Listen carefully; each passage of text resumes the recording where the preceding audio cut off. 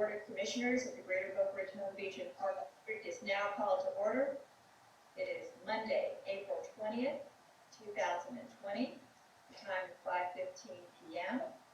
Joanne, would you please call the roll? Commissioner Ernst? Here. Commissioner Engel? Here. Commissioner Rollins? Here. Commissioner Vogelstein? Here. Commissioner Wright? Here. Thank you. At this time, District Council will read into the record the adoption of the new meeting procedures in virtual form. Thank you, Madam Chair. Commissioners, good afternoon and welcome to Monday afternoon. In the backup and having previously published this proposed board meeting procedures, allow me just a few minutes of your time to go over the conditions that are set forth, which are consistent with Governor DeSantis's order dated March the 9th, in Executive Order number 20-52. Essentially, for the record, what the governor did was he waived the physical quorum requirements for public meetings, but did not waive the Sunshine Law, Chapter 286, as it applies to public meetings. Just a couple of ground rules, if you will. I'm going to read basically the items. There are 6 of them into the record, and I'll do them word for word so that when you consider the order and adopt it by motion, it will become part of the rules for the organization going forward, given this unique pandemic crisis that we have in the world, and as we practice ourselves in public life here in South Florida. Essentially, consistent with the order of the governor, 20-69, there are 6 conditions that we're going to seek to impose and to employ in the context of public meetings. Number 1 is that notice of all virtual meetings of the board shall be prepared and posted in accordance with Section 120.54, subsection 5B2 of the Florida statutes, and Chapter 28-109 of the Florida Administrative Code, along with the district charter and other applicable local and state law. Chapter 120 is what's called the Administrative Procedures Act. It governs certain types of state and local organizational meetings, much like this one specifically. Chapter 28 in the Florida Administrative Code is the code interpretation of the statute. Number 2, members of the board and district staff may attend meetings remotely utilizing CMT. And CMT is defined by the board as being communications, media, technology, which is a method by which we're currently conducting this meeting. It is virtual because not any one of us, including board members, are physically on the dais this afternoon. But the meeting is no less public and no less accessible by the public than as if you were actually physically out here. The district shall assist to ensure that all members of the board and necessary district staff have access to the board meeting. Pursuant to the order, which is this order, a physical quorum of the board is not legally required to hold a meeting and to conduct official business. In the event that a physical quorum is not present, a virtual quorum shall be required in order to hold a meeting and to conduct official business. Moments ago, Joanne took the roll. Each of you were present for the purposes of the virtual meeting, and as a matter of law, you may conduct public business as a virtual quorum. Number 3, the district office, including the board meeting or meeting room, at the discretion of the district's executive director, may be closed to the public. In the event that the district office is closed to the public shall not be permitted to physically attend the meeting of the board. This restriction is intended to ensure compliance with the CDC recommendation to avoid gatherings of more than 10 people. Also consistent with and compatible with the governor's numerous orders. This governor has issued a dozen plus orders since April the 1st. Beginning with 20-51, 52, etc., all of which declares the emergency and the conditions under which the state is currently operating. Key to this discussion is item number 4. Any member of the public wishing to comment publicly on any matter, including on items on the agenda, may submit their comments by email to Brianne Harms at the appropriate email address. All comments submitted by email that, if read orally, are 5 minutes or less, shall be read into the record. All comments submitted by email shall be made a part of the public record. Public comments may also be submitted during the meeting through the district's dial-in platform, included on the meeting notice, which you've seen a copy of and which has been posted appropriately under the Florida statutes.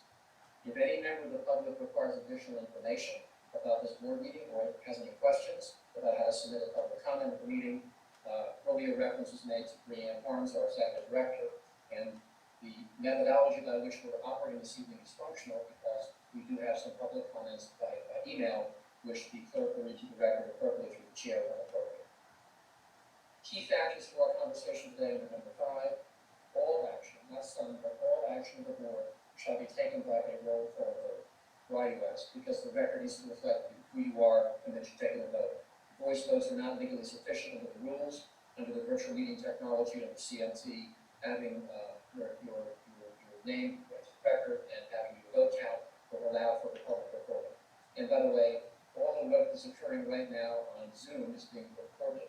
So there's nothing off the record, everything is on the record. This is not a closed door session or without litigation. It is a complete and an open public session.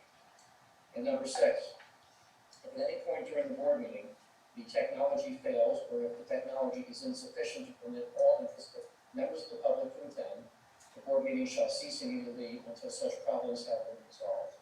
As I've explained to all of you during our pre-test session last week, this is not a perfect science. However, it is a platform and an appropriate use which has been used by the state of Florida for many years under their statute, Chapter 120. CNC is not new to the program, but it is new to local government, it is new to district government, and it's new to all of you. As your general counsel, along with my law partner, Jacob Horowitz, we encourage you to be patient. We ask that you be understanding of the fact that there may be some technical issues that need to be adjusted as we proceed. The chair does have control of the meeting as the chair. She will still have people legally to deal with the issue of having people heard. There's a mechanism which I described, which will be utilized here today. Try not to talk over each other in the context of like a deposition where the lawyer asks a question, the witness answers, and they go back and forth with the court. We can't judge what's being said because he or she can't hear. So be mindful that your colleagues may need to speak, and if they do, just give them deference as best you possibly can. We also know that members of the public have logged on, logged in, and they're being controlled by I suspect by the chair, by Brianne, to make sure that they're somewhere in the queue or they're available. You have a full agenda. You have items that are of great concern to the public. As you know, the governor's order that permitted virtual forums at public meetings expires on May the 9th, because it reverts back from the order that was dated on March the 9th, and it's been implemented for a 60-day period, which could be extended by the governor. But under the current circumstances, that is the proposal from your general counsel, and I would ask along my law partners that you accept the Park District board meeting procedures by appropriate motion and by a roll call vote, and that when that is done, it can then be signed by the chair and also by our office to confirm these are the procedures. One more thing, Madam Chair, if I can, in the backup, you'll find also a sheet which is on both the Park District letterhead, which kind of walks through the technology information that I cited to earlier, and which gives very, very specific detailed information, all of which, by the way, has been posted, published, as well as been on the internet now for a number of days to give the public sufficient access points to get into the meeting. I appreciate your listening. Thank you for the patience with which I offer myself and yours. If I can answer any questions, I'm happy to try, Madam Chair. Thank you all very much. Thank you. Mr. Warren, do I hear a motion to adopt this policy? So. Second. Okay, Mr. Rollins made the motion, Mr. Engel seconded. Do we have some discussion or any questions? Hearing none. Joanne, would you do a roll call vote, please? Commissioner Ernst, Yes. Commissioner Engel, Yes. Commissioner Rollins, Yes. Commissioner Vogelsang, Yes. Commissioner Wright. Yes. Thank you.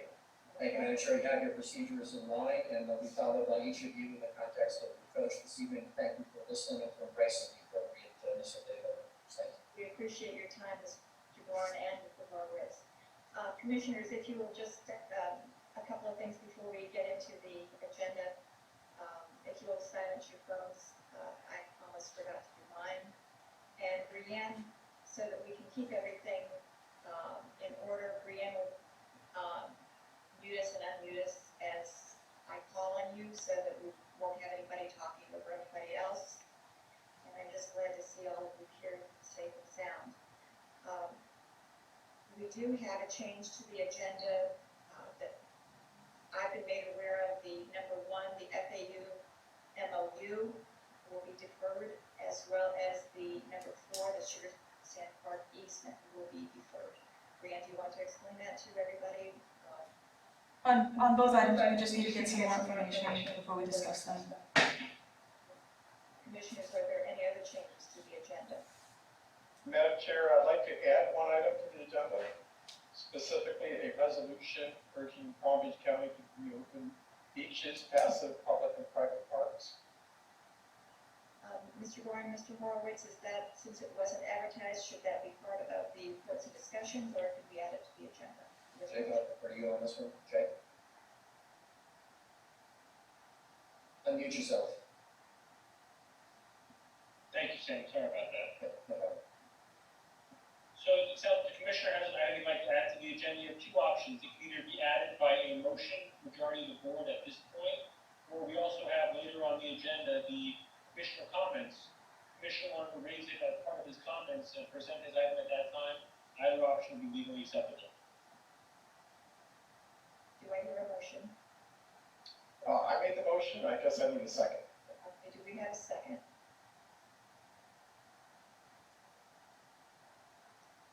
Hearing none. Now, can Mr. Ernst bring that up, still bring that up in commissioner comments? If there's a particular item you would like the board to consider, and he'd like to raise it substantively, he does have an opportunity later on the agenda as part of his commissioner presentation. Thank you, Mr. Horowitz. Okay, I will do so. Okay. Okay, now, we do have a number of public requests that Brianne is going to read into the record. And everybody, please be, I'm going to ask you, the public, to please be very patient because there are over 100 of them. I want to thank the public for all of their responses and for tuning in today and for your support during this very difficult time, and I hope everybody is all right. Brianne, I'm going to turn it over to you, please. Okay. I'm going to start with a report from Michael Calver of the Recreation Services Department. He's the head of the Recreation Services Department in the City of Boca, and they've all been working really hard throughout this time. So he sent this update tonight. Good evening, Commissioners, Ms. Harms, Ms. Dawson, and Ms. Miller. I hope this meeting finds your family, your friends, and yourself safe and well. I wanted to send a quick note to thank you for your support and update you on some of the many tasks we as an agency have been accomplishing the past few weeks. Even though our parks and programs are technically closed, our department and the city teams have been extremely busy. Maintaining our facilities and grounds, such as the swim and riding clubs, pool, and tennis courts, have been dramatically reduced, but we are regularly maintaining them in order to reopen quickly when the time comes and to ensure that there are no mechanical issues during the downtime.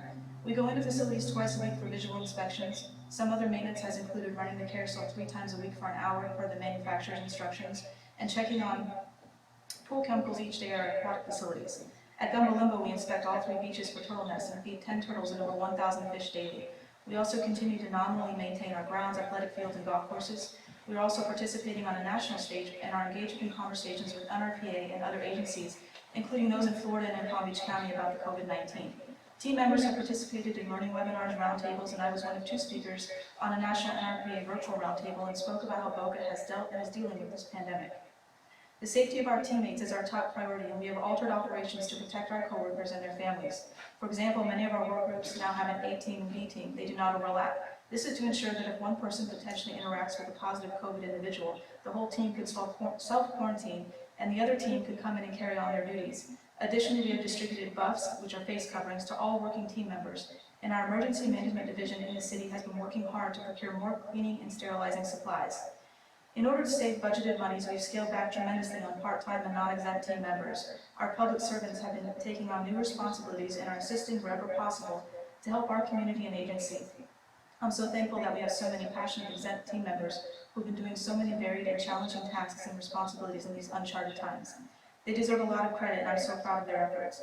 Municipal services, finance, police, fire, human resources, and many other departments have been working on important projects, and we are talking with city manager and city leadership constantly. Finally, City Council has restarted their public meetings, including public workshops. While I would like to state that all our citizens, athletes, visitors, and users are abiding the orders to stay out of parks, unfortunately every day we still have to ask a select group of them to leave. Even at some parks, the same patrons return day after day. I do realize that this is a small group of individuals, but it's sending the wrong message to our community. We have had to chain basketball hoops closed, rope off fitness stations, and block off the parking lot at Spanish River Library as athletes have been going there to DeHornley Park to play football, soccer, and other sports. In addition to plenty of signage, numerous communication releases, and ongoing updates to www.myboca.us, we still see patrons in our communities not social distancing. Moving forward, the city is planning to work with the state, Palm Beach County, Broward County, and Miami-Dade, along with the district, for a unified and coordinated opening of parks, beaches, and facilities. By opening together, one city, agency, or even county will not be flooded if they are the first to open while neighboring communities remain closed. I'm looking forward to the day when all of us can reconvene in our beautiful parks and facilities. For someone who has spent nearly 30 years working in parks and recreation, doing everything I can to get more people in parks and programs, you can imagine how tough the past month has been. I've heard similar thoughts from my fellow colleagues. Things might be different when we open in a potentially phased approach, but we have a caring community, resilient citizens and residents, dedicated team members, and understanding elected officials. I know our park users will assist us in returning to a sense of normalcy when the decision is made. Be safe and well. We are indeed better together. Michael.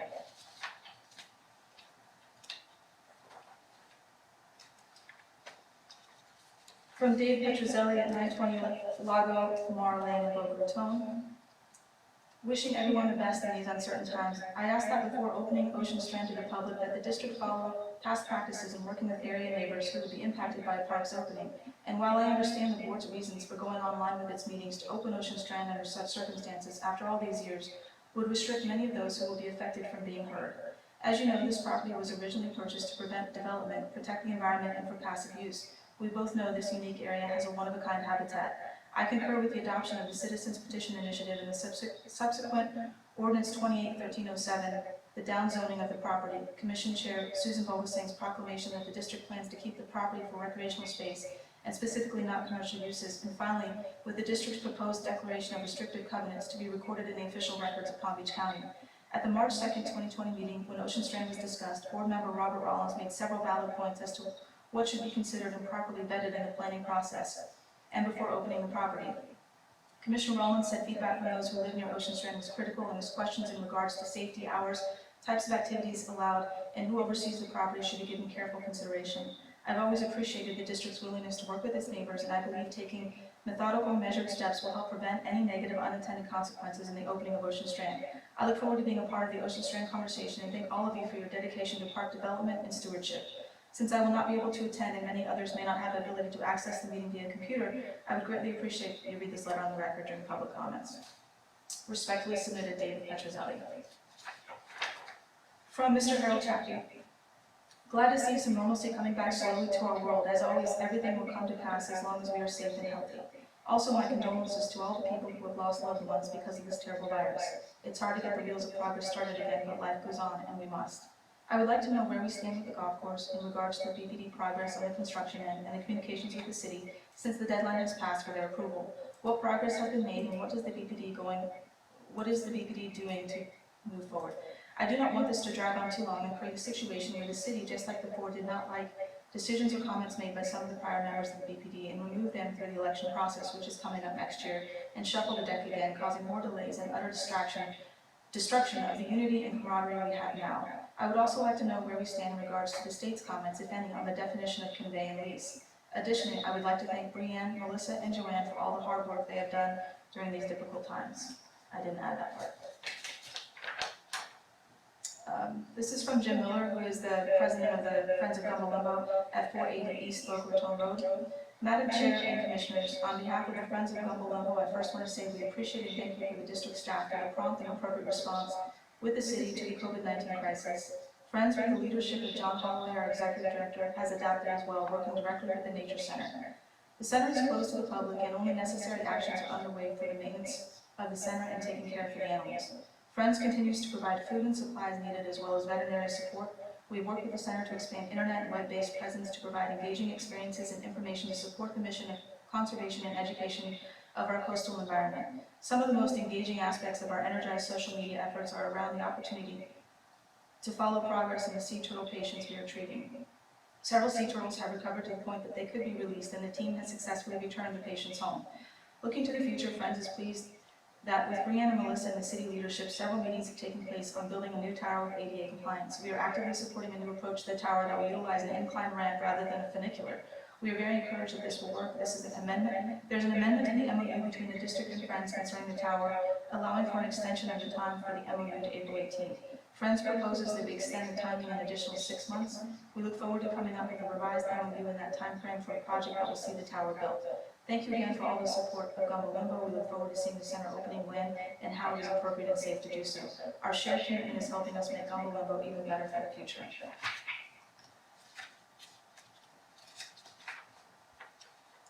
This is from Leanne Welch at 1011 Southwest 11th Terrace. Good evening, Commissioners. My name is Leanne Welch. I live at 1011 Southwest 11th Terrace. I'm submitting these comments on behalf of myself as a Boca Raton resident and environmental advocate. These opinions are mine and not necessarily those of the city's Recreation Services Department. I would like to thank you for your dedication towards maintaining the Ocean Strand parcel as public land and protecting it from development. The City of Boca Raton and the Greater Boca Raton Beach and Park District have always been leaders in environmental protection.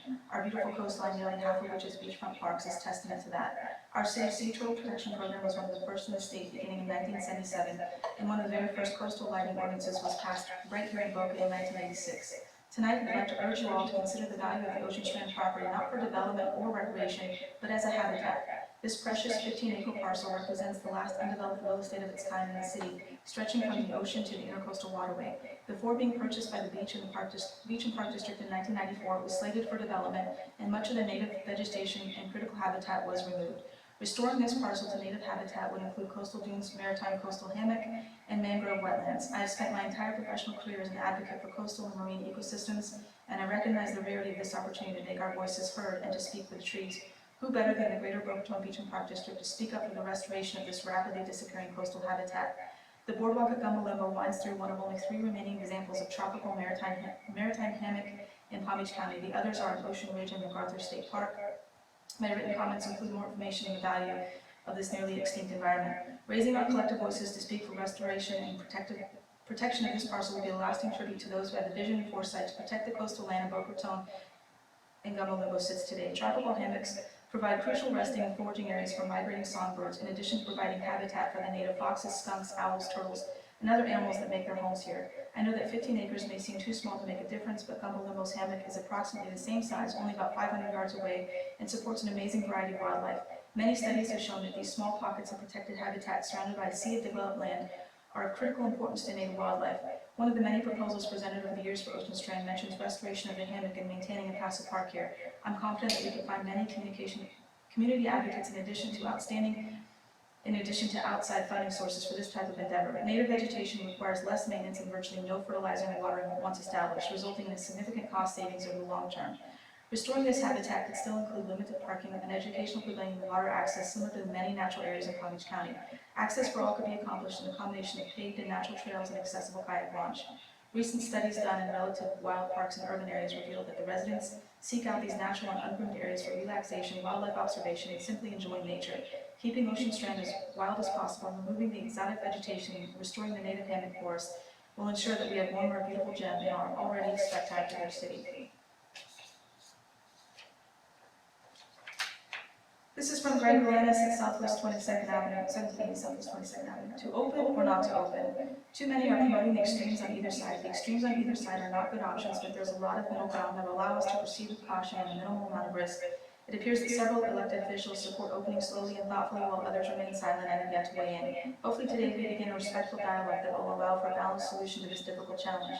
A thoughtful and balanced approach opening in less affected areas of low-risk recreational venues and following CDC social distancing guidelines and disinfecting procedures could be a good first step.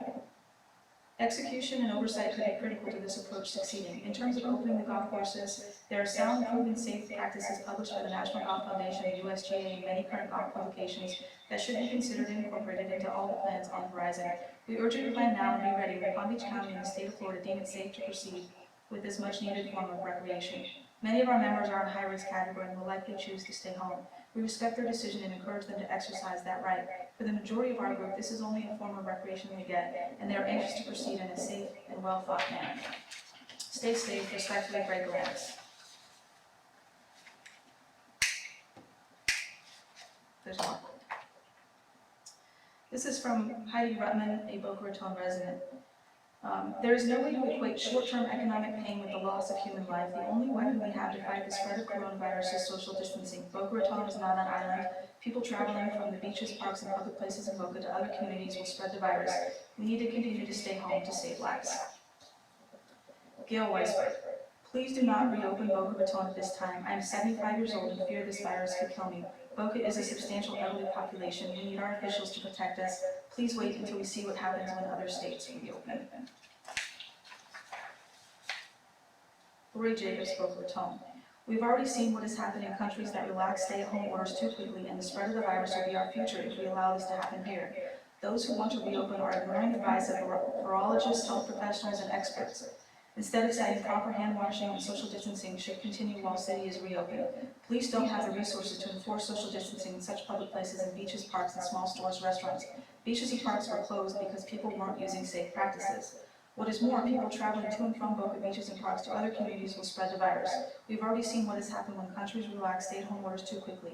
Short-term economic pain is a lot easier than the loss of human lives. Don't undo the good we have been doing to help our community. This is Liz Sterling, Boca Raton resident. Remember when you were young, you felt invincible? I did too. I wouldn't have let this pandemic affect me, and the minute I could resume living, I would. But the problem is younger people do not know how to change their ways until they get hit over the head by their proverbial 2x4. We need to protect our citizens, our elderly. I'm 62 and I'm scared to re-enter this world. To help me feel safe, 1, opening must be timely. 2, I need to know if I get sick, I can get help. And 3, I need to trust that you think about me. Please choose life. Wait, please. Randy Paul Heskins, Boca Raton, Florida. It has come to my attention that the city of Boca Raton will be considering whether or not to reopen the city. This is not only foolish, but dangerous. Below are just a few of the reasons. Police do not have the resources to enforce social distancing in public spaces such as beaches, parks, and stores. The beaches and parks were closed because people were not practicing social distancing. We have already seen what has happened in countries that relax stay-at-home orders too quickly, and the spread of the virus will be our future if we allow that to happen here. There is no way to equate short-term economic pain with the loss of human life. The only weapon we have to fight the spread of coronavirus is social distancing. Boca Raton is not an island. People traveling from the beaches, parks, and public spaces in Boca to other communities will spread the virus. There's not enough testing to be done to determine who is carrying the virus and asymptomatic, virtually ensuring that the virus will be spread. I am as tired and depressed as anyone with a stay-at-home order, but it is necessary for the greater good. Please act wisely. Judy K., Boca Raton. I have been living in Boca Raton for 24 years as a full-time resident. Every year I have purchased a beach permit. No one loves the beach more than I do, but I know during this time of COVID-19, going to a beach or park is a terrible risk. Opening public spaces and allowing crowds of any sort that will help spread the disease. Social distancing and careful hygiene will not only help to combat the coronavirus. Don't allow political pressure to endanger our lives. You will be held responsible for any illness and deaths that occur. Consult Dr. Anthony Fauci or Johns Hopkins University Medical School before you make any life-threatening decisions. Sincerely, Judy K. Dear Sir, Madams, we are residents of Boca Raton and Highland Beach, Florida. We have learned and are greatly concerned that Governor DeSantis and some members of the City Council are more than considering and pushing hard, not only for our beaches, but the entire city of Boca Raton to reopen. These politicians and council members are pushing erroneously that we all need to put protections, proper hand washing, and social distancing, and that this should protect us in a reopened city in a worldwide pandemic. Please do not be bulldozed. If you do so, you will be ignoring the advice of health professionals, virologists, and some of the best scientists in the world. We are smarter than that. Please do not let this happen in our towns and cities. We know, as you do, that if we do not continue to stay at home for now while the virus is first spreading in Florida, more people, including our families, will sicken and die. We will endanger our healthcare professionals and our vulnerable population as well.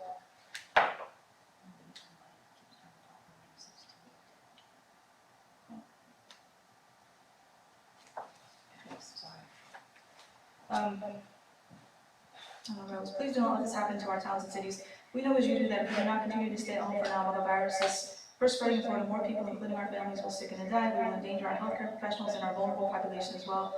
The governor has just started the stay-in-place and social distancing edicts that we haven't even started with much progress this past week, and it all takes is a push from DC, and he wants to set adrift. If the above plea only reaches your ears and not your thought process, please take into consideration the following. Police do not have the resources to enforce social distancing in public places such as beaches, parks, and stores. The beaches and parks were closed because people were not practicing social distancing. We've already seen what has happened in countries that relax stay-at-home orders too quickly, and the spread of the virus will be our future if we allow that to happen here. There's no way to equate short-term economic pain with the loss of human life. The only weapon we have at the present time to fight the spread of the coronavirus is social distancing. Boca Raton is not an island. People traveling from the beaches, parks, and public spaces in Boca to other communities will spread the virus.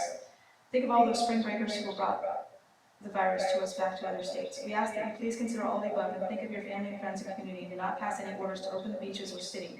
Let the science play out a bit longer, consider the facts and data in the countries that have opened too soon and are regressing with the disease. Thank you for your consideration, Ms. Perry Barron. I want to open too, but it's too soon to open Boca. We've already seen what has happened in countries that relax stay-at-home orders too quickly. There is no way to equate short-term economic pain with the loss of human life. The only weapon we have to fight the spread of coronavirus is social distancing. Boca Raton is not an island. People traveling from the beaches, parks, and public spaces in Boca and other communities will spread the virus. There's not enough testing being done to determine who is carrying the virus and asymptomatic, virtually ensuring that this virus will spread. Anne Crane, Boca Raton resident.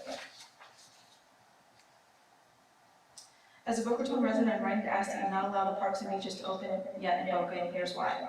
Police do not have the resources to enforce social distancing in public spaces such as beaches, parks, and stores. We have already seen what has happened in countries that relax stay-at-home orders too quickly. There is no way to equate short-term economic pain with the loss of human life.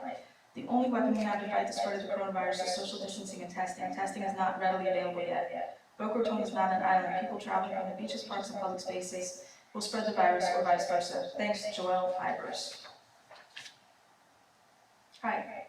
Social distancing can't be enforced by the police. Beaches were closed, albeit way too late for that reason. Other countries have relaxed restrictions and the number of cases went back up. Even China is admitting numbers. Sweden did nothing and 10% of their population is infected. We all want our economy to take hold, but the expense of human life? Only people without brains are going to run to a restaurant. The check is in the mail has had so many problems. I don't know anyone who has gotten one yet. No money that they certainly aren't going to go out shopping. First things first. Our governor is thinking about sending kids back to school. Amazing. People are asymptomatic. Kids are going to bring it into their home to their grandparents. DeSantis doesn't think children are affected, but we hear of children dying from the virus, not like elderly people, but they will be spreading. Scientists and medical personnel are against opening up too early. They're the ones we should be listening to, not the governor or Newton.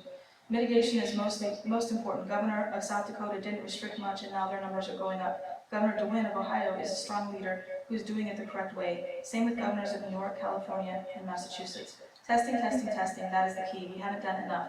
The governor is working on it and getting checks out too, but we aren't there yet. Please think carefully, listen to the doctors and the scientists. The president is thinking about re-election, which is fine, but at the expense of human life, not acceptable. He called it a hoax by the Democrats, then the media, it will be gone right away, and on and on. He knew at the end of January and did nothing until March. Cheryl Le Pen, Boca Raton. I just heard that you will be meeting on Monday and Tuesday to discuss reopening the beaches, parks, and the whole city of Boca. I think this is a terrible mistake. Just yesterday in the news it said the states without stay-at-home orders are seeing a rise in coronavirus cases. We're not over the worst, and our medical community will implode if we're not careful. We live in an area with a lot of elderly that are at increased risk if they are exposed. Who is going to enforce social distancing in public spaces? The police don't have the bandwidth. Plus, we need them to be doing other things that are vital to our safety. It's been shown that upwards to 50% of people who have the virus are asymptomatic, but are contagious in spreading this virus. The only way to mitigate this is to continue to be vigilant and social distancing, which means we all need to stay home longer. Thank you for listening. I'm sure you're hearing from a lot of people, but I implore you to please take advice from your medical experts and don't reopen too soon. Susan Marcus, Boca Raton, Florida. My husband and I live in Boca Raton, Florida. My husband is an ICU physician working on the front lines. Please protect our healthcare workers and first responders. We all want to get back to normal, but let's do it the right way. With that being said, social distancing is proving to have saved lives. PVC has done a great job, and if we continue this path, we will be able to open soon. If you open early, this could worsen the situation. Please listen to the experts, medical professionals, and scientists, not politicians. Thank you, Diana Friedlander, clinical social worker.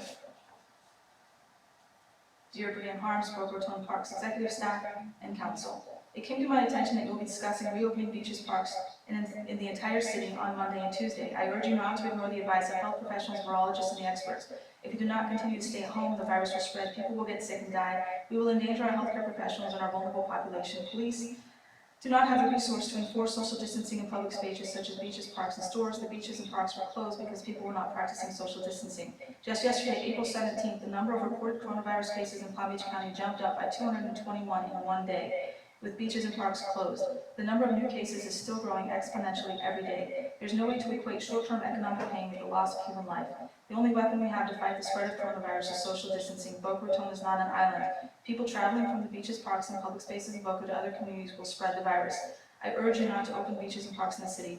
Boca Raton resident Tatiana Chinova, 5951 Wellesley Park Drive, Boca Raton. Dear Boca Raton city officials, when do the health professionals say it is safe to open Boca Raton? I know the Greater Boca Raton Beach and Park District will be discussing this issue on April 20th. I live in Boca Raton. As much as I would like to get back to some form of normalcy, I feel if the city is open too soon, we will have a spike in the coronavirus and more deaths. We've seen that in other countries. It is difficult for the police to enforce social distancing in public spaces. The loss of life is not worth the economic gain. Please let's listen to the healthcare professionals. Sincerely, Neil Tanner. Dear Boca Raton official, I've lived in Boca for over 40 years and have never felt more afraid than I do now. I understand that people in the city council and those who oversee the city parks are seriously thinking about opening city parks, and even the whole city before credible health professionals advise it. This is a recipe for disaster. If we do not continue to stay home, the virus will spread, further people will sicken and die. We will endanger our healthcare professionals and vulnerable populations needlessly. I'm 75 years old and it's dangerous for me to even go to the market or to get gas. This premature reopening will make it even more dangerous for me and thousands of others in Boca and elsewhere. Please do not reopen Boca until the grown-ups give permission. Best to my bud. Dear Commissioners, I'm writing you as a relatively new resident of Boca Raton. I've worked here at FAU for over 10 years, but moved to Boca late last year for personal reasons. My experience has been very positive, and I've enjoyed everything Boca has to offer. However, I'm writing you today because I'm very concerned to hear rumors that there are individuals, both citizens and members of the Boca Raton City government, who wish to retract or eviscerate the March 27th stay home emergency order from our city manager. This is despite no evidence that COVID-19 cases are on the decline or have even plateaued. It appears many have declared golf an essential activity. Many others say that the emergency order is a violation of their civil liberties. Others point out that the economic impact of this emergency order. Unlike many of these individuals, I don't pretend to be a constitutional scholar. I'm a scientist. I do understand how viruses function and how this specific deadly virus is so very easily transmitted. I also understand that there is currently no way to control the spread of COVID-19 except social isolation. I'm pretty sure that viruses don't respect borders nor social class. Reopening the beaches, parks, and public spaces in Boca will spread the virus both to and from our community. These civil libertarians propose this would be avoided simply by practicing social distancing. One only has to look at the recent reopening of the Jacksonville area beaches to see the absurdity and disingenuous of this assertion. In addition to being a scientist, I also believe in capitalism. I can see the effect this virus has on our economy. It has affected me personally, but I would ask these persons if they could please explain to me how they equate short-term economic benefit with the almost certain loss of human lives. I could go on, but I believe I've made my point. Simply stated, this demand to return to normal isn't driven by a desire for civil liberty. It's driven by greed and an almost pathological lack of compassion for their fellow citizens. Please don't let this happen to our community. Bob Zoller, new Boca Raton resident. Keep our city closed until it is safe for life. Saving one life is like saving the world. Not enough testing, not safe enough. David Carmine. To whom it may concern, I'm a native Florida and a loyal voting citizen of Boca Raton since 1993. There is no hardship in staying inside and avoiding close contact with other people. The difficulty is losing an income, not working, not being able to pay rent, and so on. Compare our situation with World War II. This is a much more survivable situation as long as we practice social distancing. It is currently the only medicine we have to avoid a greater catastrophe and having more people die. Keep all public spaces closed and instead suggest other forms of amusement to keep people at home. This is not a hardship, and government would be performing their duties. Thomas Bagley.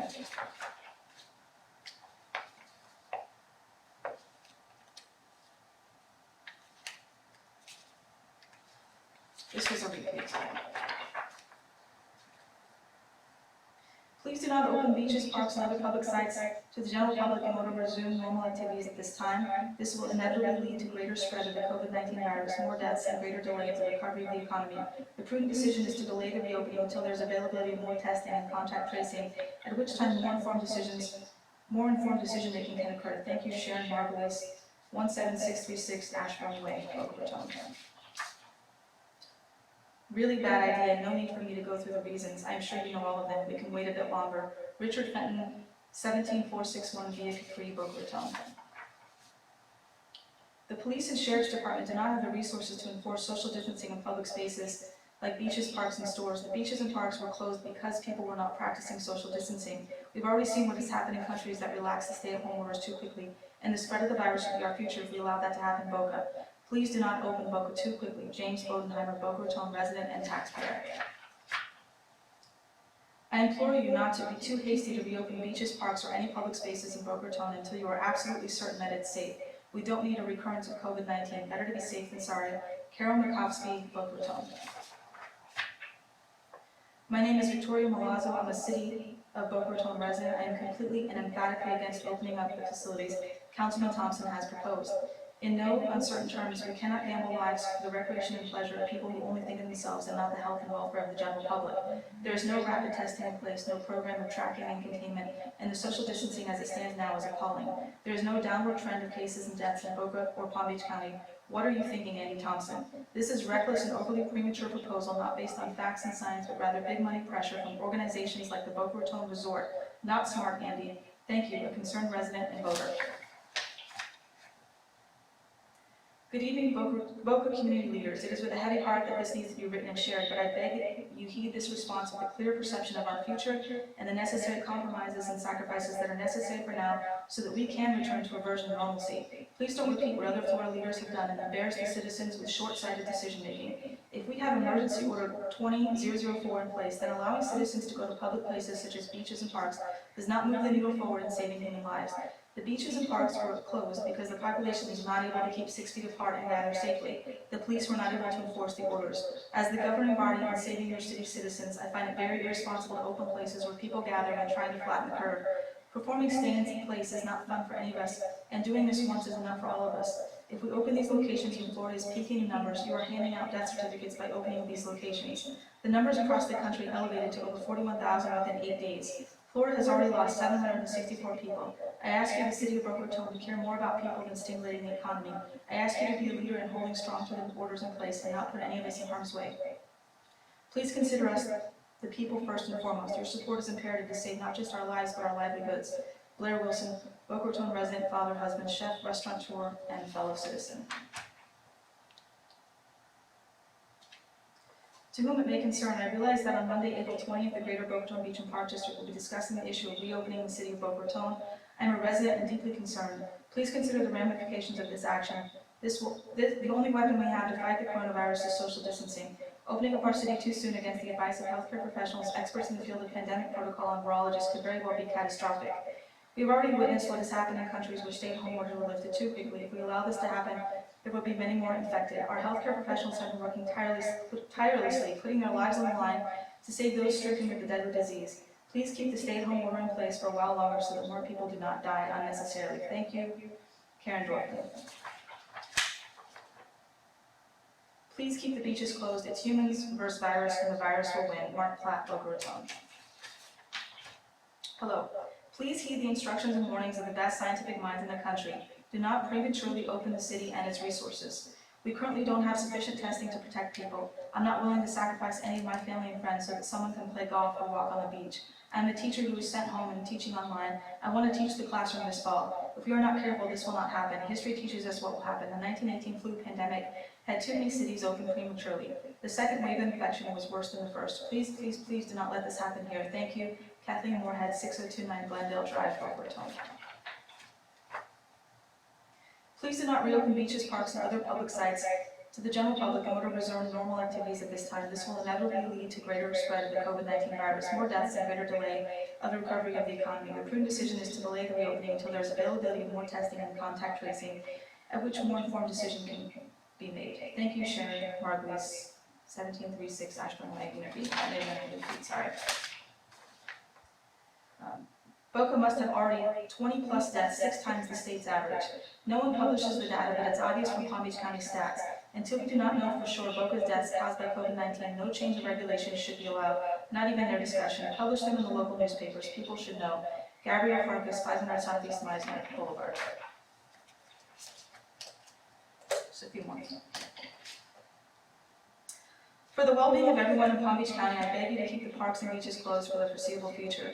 The resources for patrolling the beaches are not on the budget. People will not make good choices and keep social distance. We have seen this during spring break. I fear for my family, my children, and grandchildren. Cannot urge strongly enough to please reconsider and do not reopen.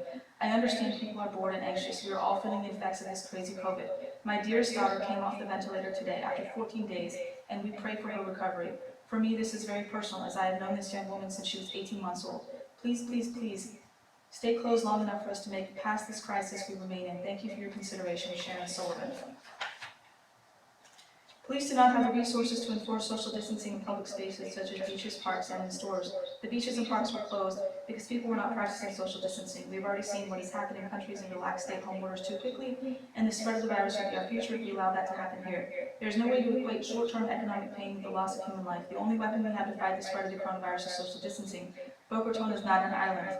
People traveling from the beaches, parks, and public spaces in Boca to other communities will spread the virus. My entire household is immunocompromised and at risk.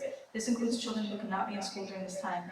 Please do not open Boca or any surrounding areas until we have far fewer new cases and scientists are in agreement. Please take your direction from scientists and doctors, not politicians. Sona Care Shonen. I was shocked to read Boca was even considering reopening right now. I read two things this morning. The first was from a longtime trusted Republican news source, James Dupree. 4 straight days with over 2,000 deaths reported in the U.S. There will be more deaths this week in the U.S. due to coronavirus than your entire year of H1N1 swine flu in 2009 to 2010. The numbers are not even starting to decline in PBC. The next thing I read was your decision to even entertain the idea of reopening now. My first thought was you must be insane, but since that is not a valid argument, I decided to send you the following valid points instead. Police do not have the resources to enforce social distancing in public spaces such as beaches, parks, and stores. The beaches and parks were closed because people were not practicing social distancing. We've already seen what happens in countries that relax stay-at-home orders too quickly, and the spread of the virus will be our future if we allow that to happen here. There is no way to equate short-term economic pain with the loss of human life. The only weapon we have to fight the spread of coronavirus is social distancing. Boca Raton is not an island. People traveling from the beaches, parks, and public spaces in Boca to other communities will spread the virus. As a resident of Palm Beach County, your decisions affect all of us. That you would consider imperiling the entire county, not to mention Broward to the south, is beyond my comprehension. I pray that you will be given the wisdom that will enable you to reconsider. Sincerely, Elizabeth Hall. Please do not reopen Boca. The healthcare workers are already overwhelmed and our police force cannot handle the additional stress of monitoring people. The parks and beaches were closed because people were not doing their part in complying. Isn't it worth it to stay closed until the danger is past? If you vote for opening Boca, then you will have blood of additional deaths on your hands. Please listen to the health experts. Don't open Boca. Barbara Lipton, 8709 Carmel Mountain Way. To whom it may concern, I'm writing this today as a concerned resident of Palm Beach County, imploring you to resist opening the city as requested by some of your residents. The reasons to not do so are many and include that police do not have the resources to enforce social distancing in public places. The beaches and parks were closed because people could not practice social distancing. We've already seen what happens in countries that relax the stay-at-home orders too quickly. There's no way to equate short-term economic pain with the loss of human life. The only weapon we have to fight the spread of coronavirus is social distancing. Boca Raton is not an island. People traveling from the beaches and parks and public spaces in Boca will go to other communities. Thank you for your consideration. I have faith that you will do the right thing for your city, county, and state by staying closed at this time. Sincerely, Ann Malachowski. To whom it may concern, I'm very much against the proposed reopening of Boca's beaches, parks, and city at this time. As a resident of Palm Beach County, the reopening will be devastating. Florida's a unique state, and that is densely populated with elderly residents, young residents, and visitors. We need to listen to the health professionals, virologists, and experts who have said we cannot get complacent in open cities until we are sure we're ready. At this point, Florida, and in particular Palm Beach County, is not at its peak of the virus, as we can see the increase in cases and deaths as reported each day. To combat this disease, we need to work together. There's no vaccine, there's no medication approved to fight the disease if contracted, and of most importance, there's not been enough testing, especially in Palm Beach County. It makes no sense to open areas in Boca Raton and have residents of Boca bring the virus to close surrounding cities, or have residents of surrounding cities enter Boca and then bring the virus back home to their cities. The only weapon we have is social distancing, wearing gloves, masks, and staying inside.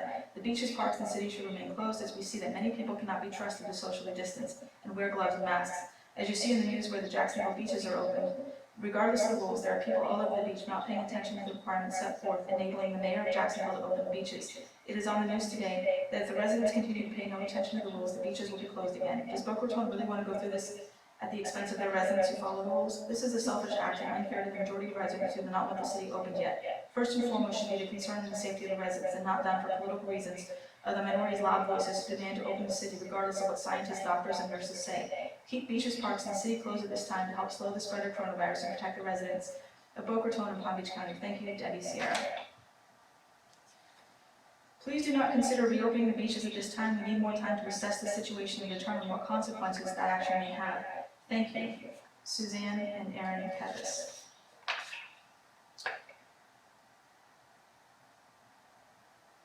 To opening our city, it's inexcusable unless there is something definitely wrong with the mental capacity of our officials. Do not ignore the advice of healthcare professionals, virologists, and experts. You are not the expert. You are obviously sycophants to the governor and Donald. Our police do not have the resources to enforce social distancing in public spaces such as beaches and parks and stores. The beaches and parks were closed because people were not practicing social distancing. We've already seen what has happened in countries that relax stay-at-home orders too quickly. And the spread of the virus will be our future if we allow that to happen here. Are we to ignore what we have seen show that Florida is the land of imbeciles? There is no way to equate short-term economic pain with the loss of human life. You should be ashamed of yourselves. The only weapon we have to fight the spread of coronavirus is social distancing. Boca Raton is not an island. People traveling from the beaches, parks, and public spaces in Boca will spread the virus. And this is from Lynn.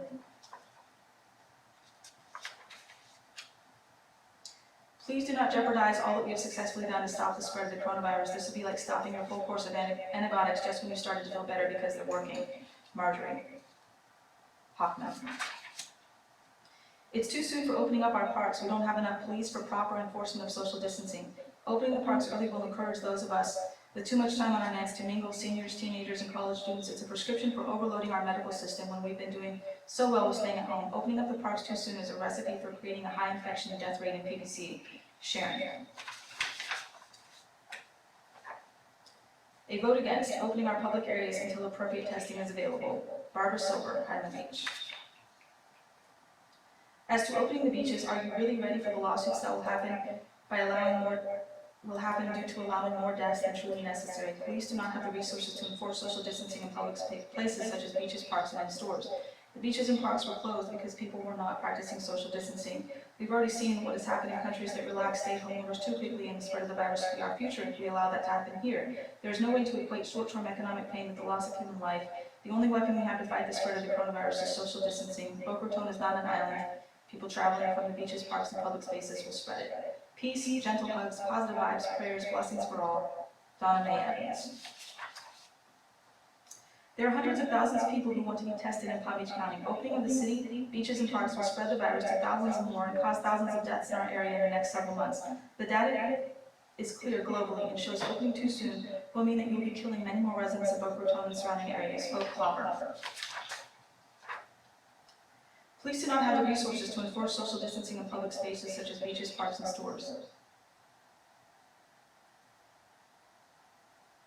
The beaches and parks were closed because people were not practicing social distancing. We've already seen what has happened in countries that relax stay-at-home orders too quickly, and the spread of the virus will be our future if we allow that to happen here. There's no way to equate short-term economic pain with the loss of human life. The only weapon we have to fight the spread of coronavirus is social distancing. Boca Raton is not an island. People traveling will spread this to other communities. If we stop everything again, it will be worse. Barbara Wilson. Continue to observe social distancing in public spaces as our lives are in danger if it isn't observed. All health officials are in agreement that we should stay home, at least until everyone can be tested. Joy Sure, Valhalla Drive, Delray Beach. Please keep public places closed. Susan Sibley.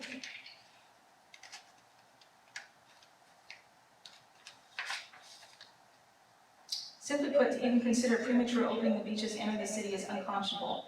Our police and other resources are already stretched. This is beyond irresponsible.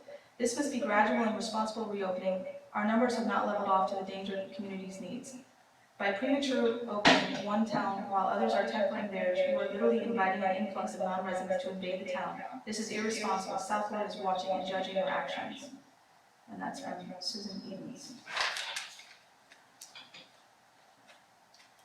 Those who want to reopen the city are ignoring the sage advice of healthcare professionals, epidemiologists, and healthcare workers all over the country, and turning the Boca Raton parks and beaches into breeding grounds for the virus. This is exactly why Governor DeSantis closed all the beaches in the first place, because after spring break, crowds, many caught the virus and some died. Without medication and proper testing, we cannot know who is sick and not know who is carrying the disease. We do not have these yet. We also do not know how to police the beaches and parks to ensure social distancing and safe behaviors. Should we in good conscience demand our police risk their lives so that selfish citizens can play on the beaches and parks? We do know that if we stay home and keep others away, we will not spread the virus, and we are acting selflessly as good American citizens. Marianne Andrea. We in the South Florida area have been trying to fight the coronavirus by following social distancing and following the CDC guidelines by remaining at home unless absolutely necessary. The results have been good in the event that the virus is on the beginning of a plateau. However, too many cases have gone untested and too many people have needlessly died due to inadequate testing and lack of medication. Now is not the time to give up these measures. Now we must continue to fight the virus by staying out of the crowds and away from others, lest we surge the contagion. Testing and medication would greatly help, but isolation and staying at home helps more. We do not have the necessary means to police ourselves and others. We have had many police officers sick and some dead, and the real reason parks and beaches were closed all over the area is because we did not socially distance ourselves. In other countries, including the much-praised Hong Kong and Singapore, where they seem to beat the virus, we see an upswing in cases when they loosen the rules about staying away from each other, staying home and staying socially distant. Opening parks and beaches is opening up the wound of the coronavirus before it is healed. Do not have dead bodies all over due to the selfishness of people who want to go to the beach. This would be the travesty of a lifetime. Marianne Casadoma.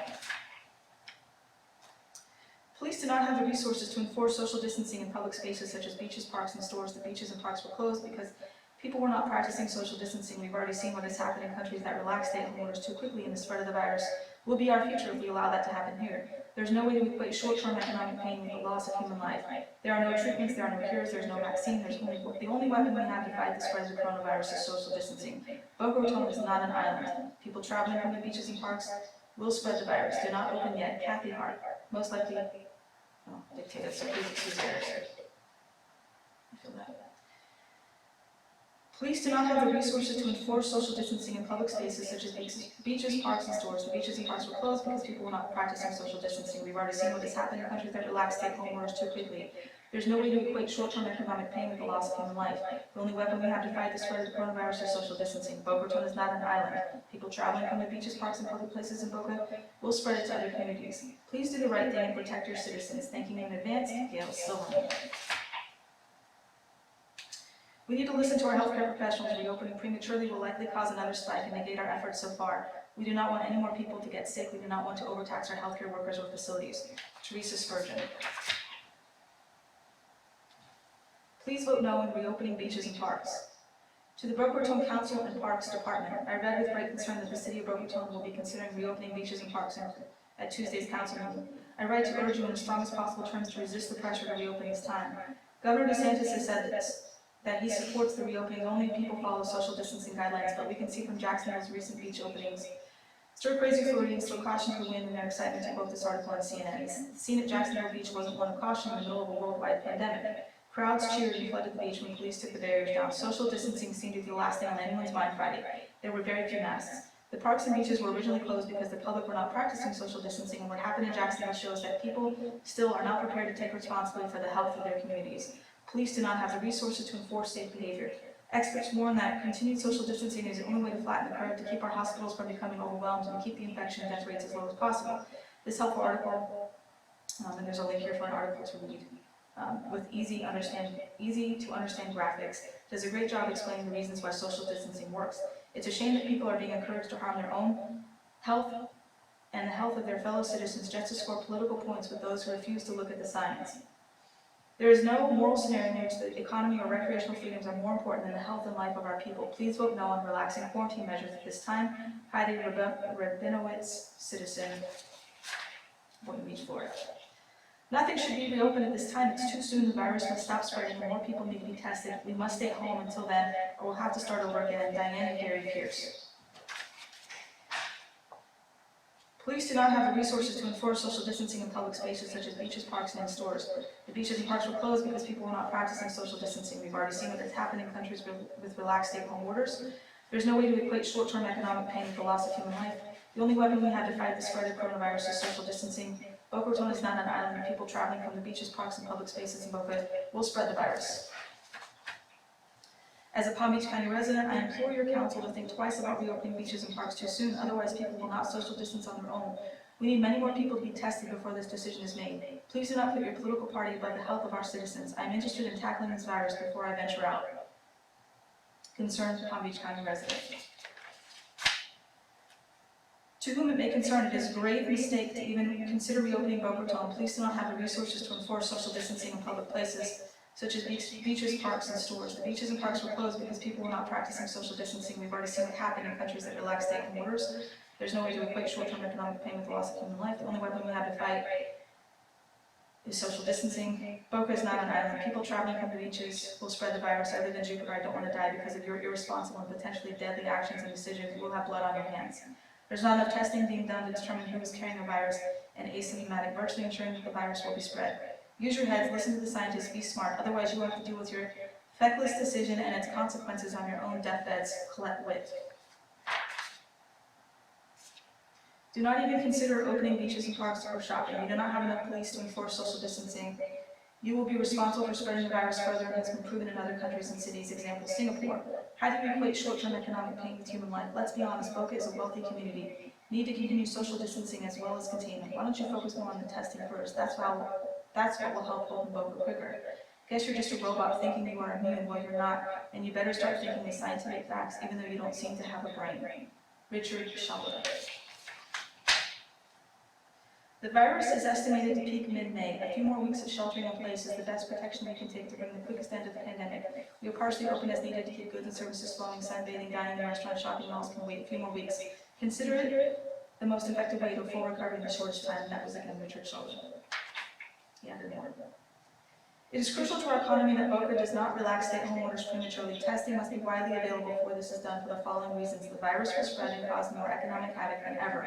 Police don't have the resources to enforce social distancing in public spaces.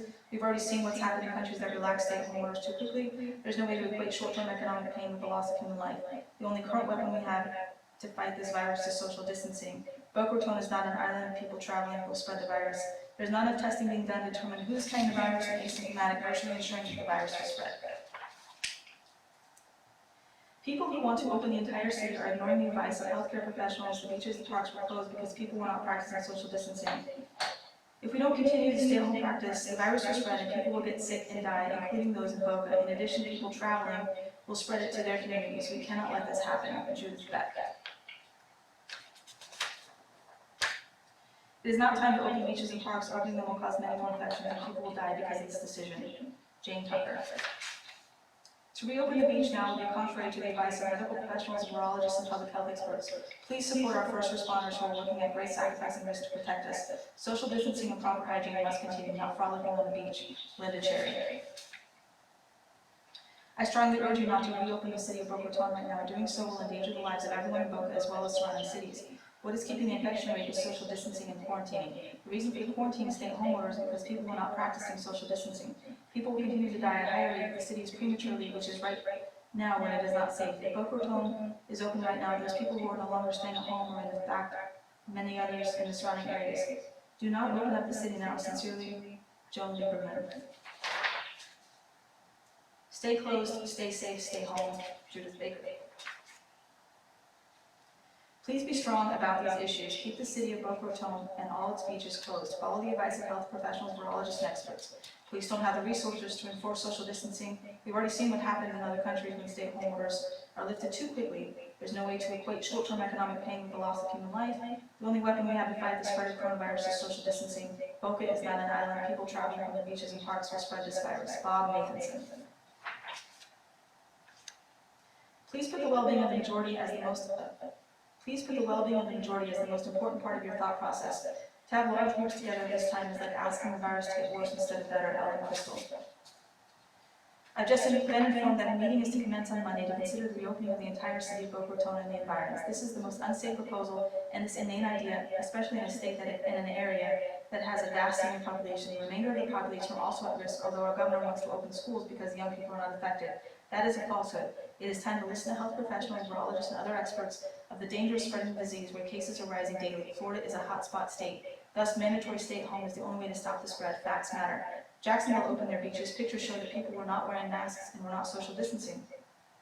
This will happen here if the city reopens. The short-term financial gain for the future loss of life will be on the hands of everyone who votes to reopen. Look at other places that relaxed stay-at-home orders too quickly and the virus spread again. Look at California and New York, with mandatory stay-at-home where the numbers are leveling off. Police do not have the resources to enforce social distancing. The only weapon we have to fight the spread of coronavirus is social distancing and encouragement to stay home. I trust you will vote no to reopening at this time. Dina Drandorf. Please do not open the city. Police cannot enforce social distancing. I know it's hard to be at home, it's boring, but it would be more boring to be in a hospital or to be dead. Please do not do this. Harriet Norton. Police don't have the resources to enforce social distancing. There's no way to equate short-term economic pain with the loss of human life. The only weapon we have to fight the spread of coronavirus is social distancing. Boca Raton is not an island. People traveling from the beaches, parks, and public spaces will spread the virus. Jane R. Please be careful not to open the parks before it's safe to do so. Many people are not following the recommendations for masks and keeping a safe distance. Premature openings will only prolong the economic and psychological pain we are suffering. Thank you, Sandy Clement. Dear sir or madam, it has come to my attention that there is an effort underway to reopen recreational areas in Boca and possibly all of Boca before guidelines suggested the President's coronavirus task force have been met. While I would love to see the day when we can reopen society, I strongly object to the possibility now for several reasons. COVID-19 cases have not abated in Boca. They continue to rise. In fact, Boca and Delray seem to be the epicenter for this virus in Palm Beach County.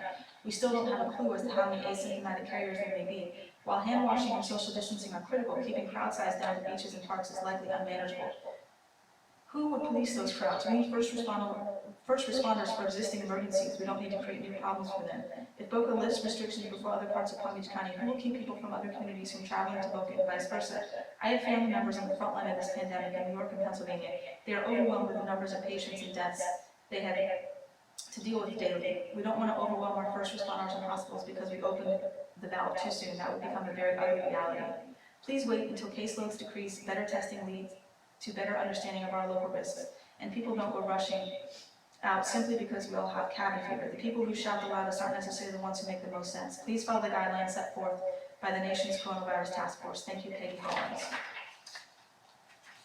Too soon. Please don't open the city, please don't open the beaches. Life is precious. Please do your part to protect the lives of your residents as well as the neighboring communities. As a former business owner, I am well aware of the economic consequences of keeping the city shut down, but a loss of life can never be replaced. A business can. Please think very seriously about the lives that will be lost by moving too quickly.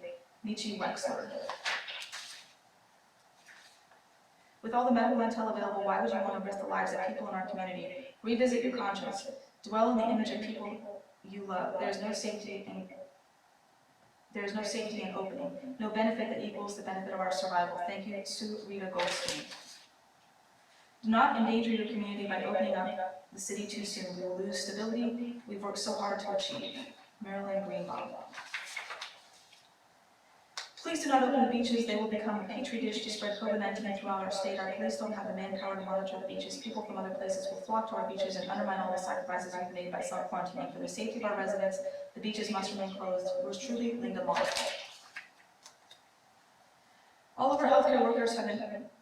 After all our healthcare workers have endured, how could you even think of reopening the beaches so soon? It's unbelievable that you don't care about people's lives, only about money lost. Of course, no one wants to see unemployed people hurting, but jeopardizing lives is criminal. Please, I urge you to wait until it's safe. Thank you, Stephanie Kay.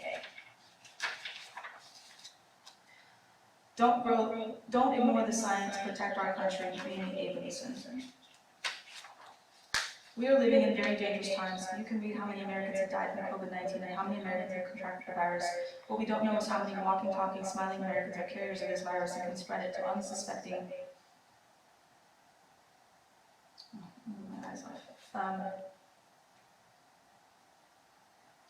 people. It's not only senior citizens who have died from this disease. Why would you gamble with the lives of your constituents? Why would you think you can make an assessment of the numbers of carriers that live in our community?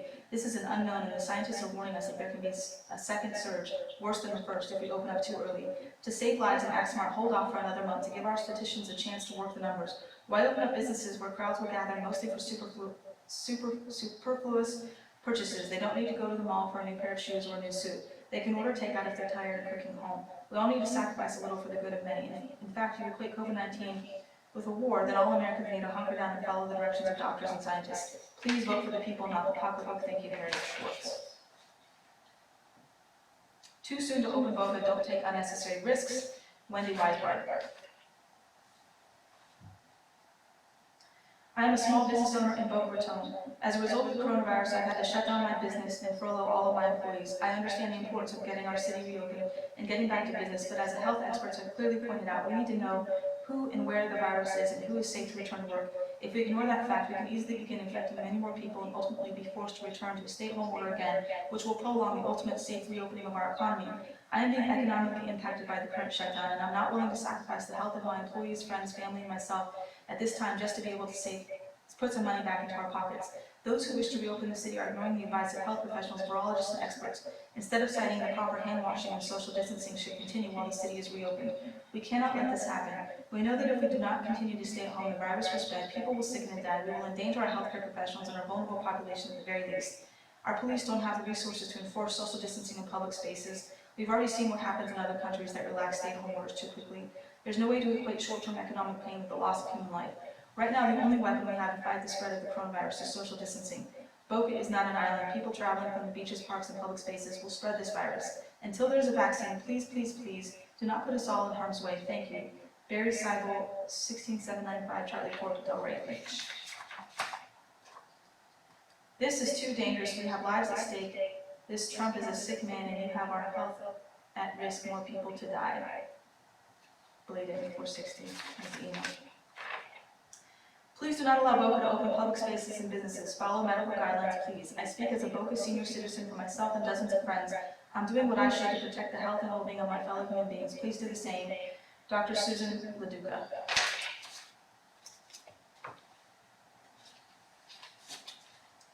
I'm ready to encourage you not to reopen the city. Sheltering in place along with hand washing and social distancing is keeping the virus from spreading. The police do not have resources to enforce the rules to keep us safe. It's too soon to open Boca. Follow the advice of healthcare professionals and protect the vulnerable population. Thank you, Iris Wyman. Somebody shared a graphic. In 1918, Philadelphia prematurely ended its quarantine from the Spanish flu to throw a parade in order to boost morale for the war effort.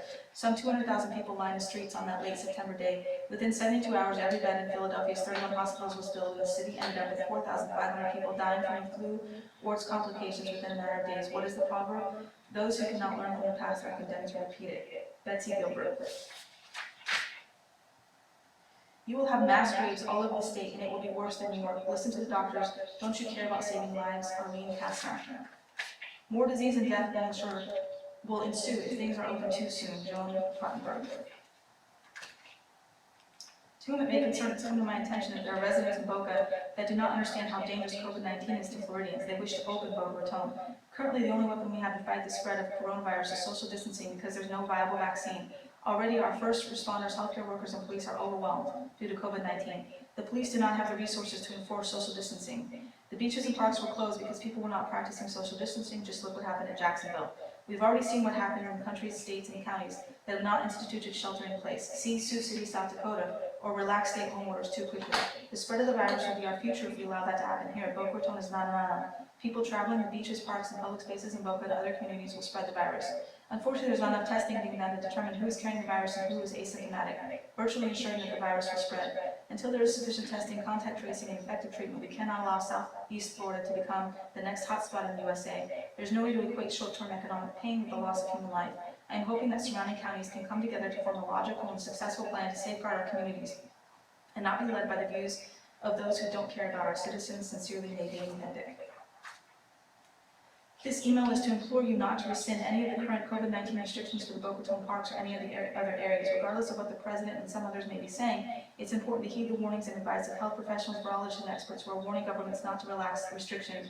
To do so would be foolhardy and the gateway to following a re-emergence of the virus within our population. People will not properly social distance, and there's no way for our police force to properly monitor such situations. At this critical time in history, I implore you not to put economic recovery concerns above the health and safety of Boca residents. Sincerely, Lindy Levy. Good afternoon. I was horrified to see Andy Thompson on Facebook suggesting that this is time to reopen anything in Boca Raton. The only tool we have to fight the spread of coronavirus is social distancing and sheltering at home. This virus is proving to be highly contagious because it's a novel virus, and therefore no one has immunity. It's not just like the flu. There's no vaccine for coronavirus. There's no cure, and we know that 20% of people who catch the virus will develop symptoms that are severe enough to require hospitalization. We also know that people can carry the virus and never develop any symptoms. If the asymptomatic population that presents the greatest threat, asymptomatic carriers of the virus will go into public spaces and will spread the virus to others who will carry it home to their friends and relatives and to work and to all the places that they visit. Hand washing and social distancing will not work if people do not shelter in place. That has been proven over and over again worldwide with this virus. Before there's any talk of reopening any municipality in the state of Florida, experts, the WHO, the CDC, infectious disease specialists, and healthcare professionals had made it clear that there must be certain measures in place. 1, there must be widespread testing to determine who has the virus and is asymptomatic. 2, there must be a decline in hospitalizations, new cases, and deaths for an extended period of time. 3, the healthcare system must not be overwhelmed.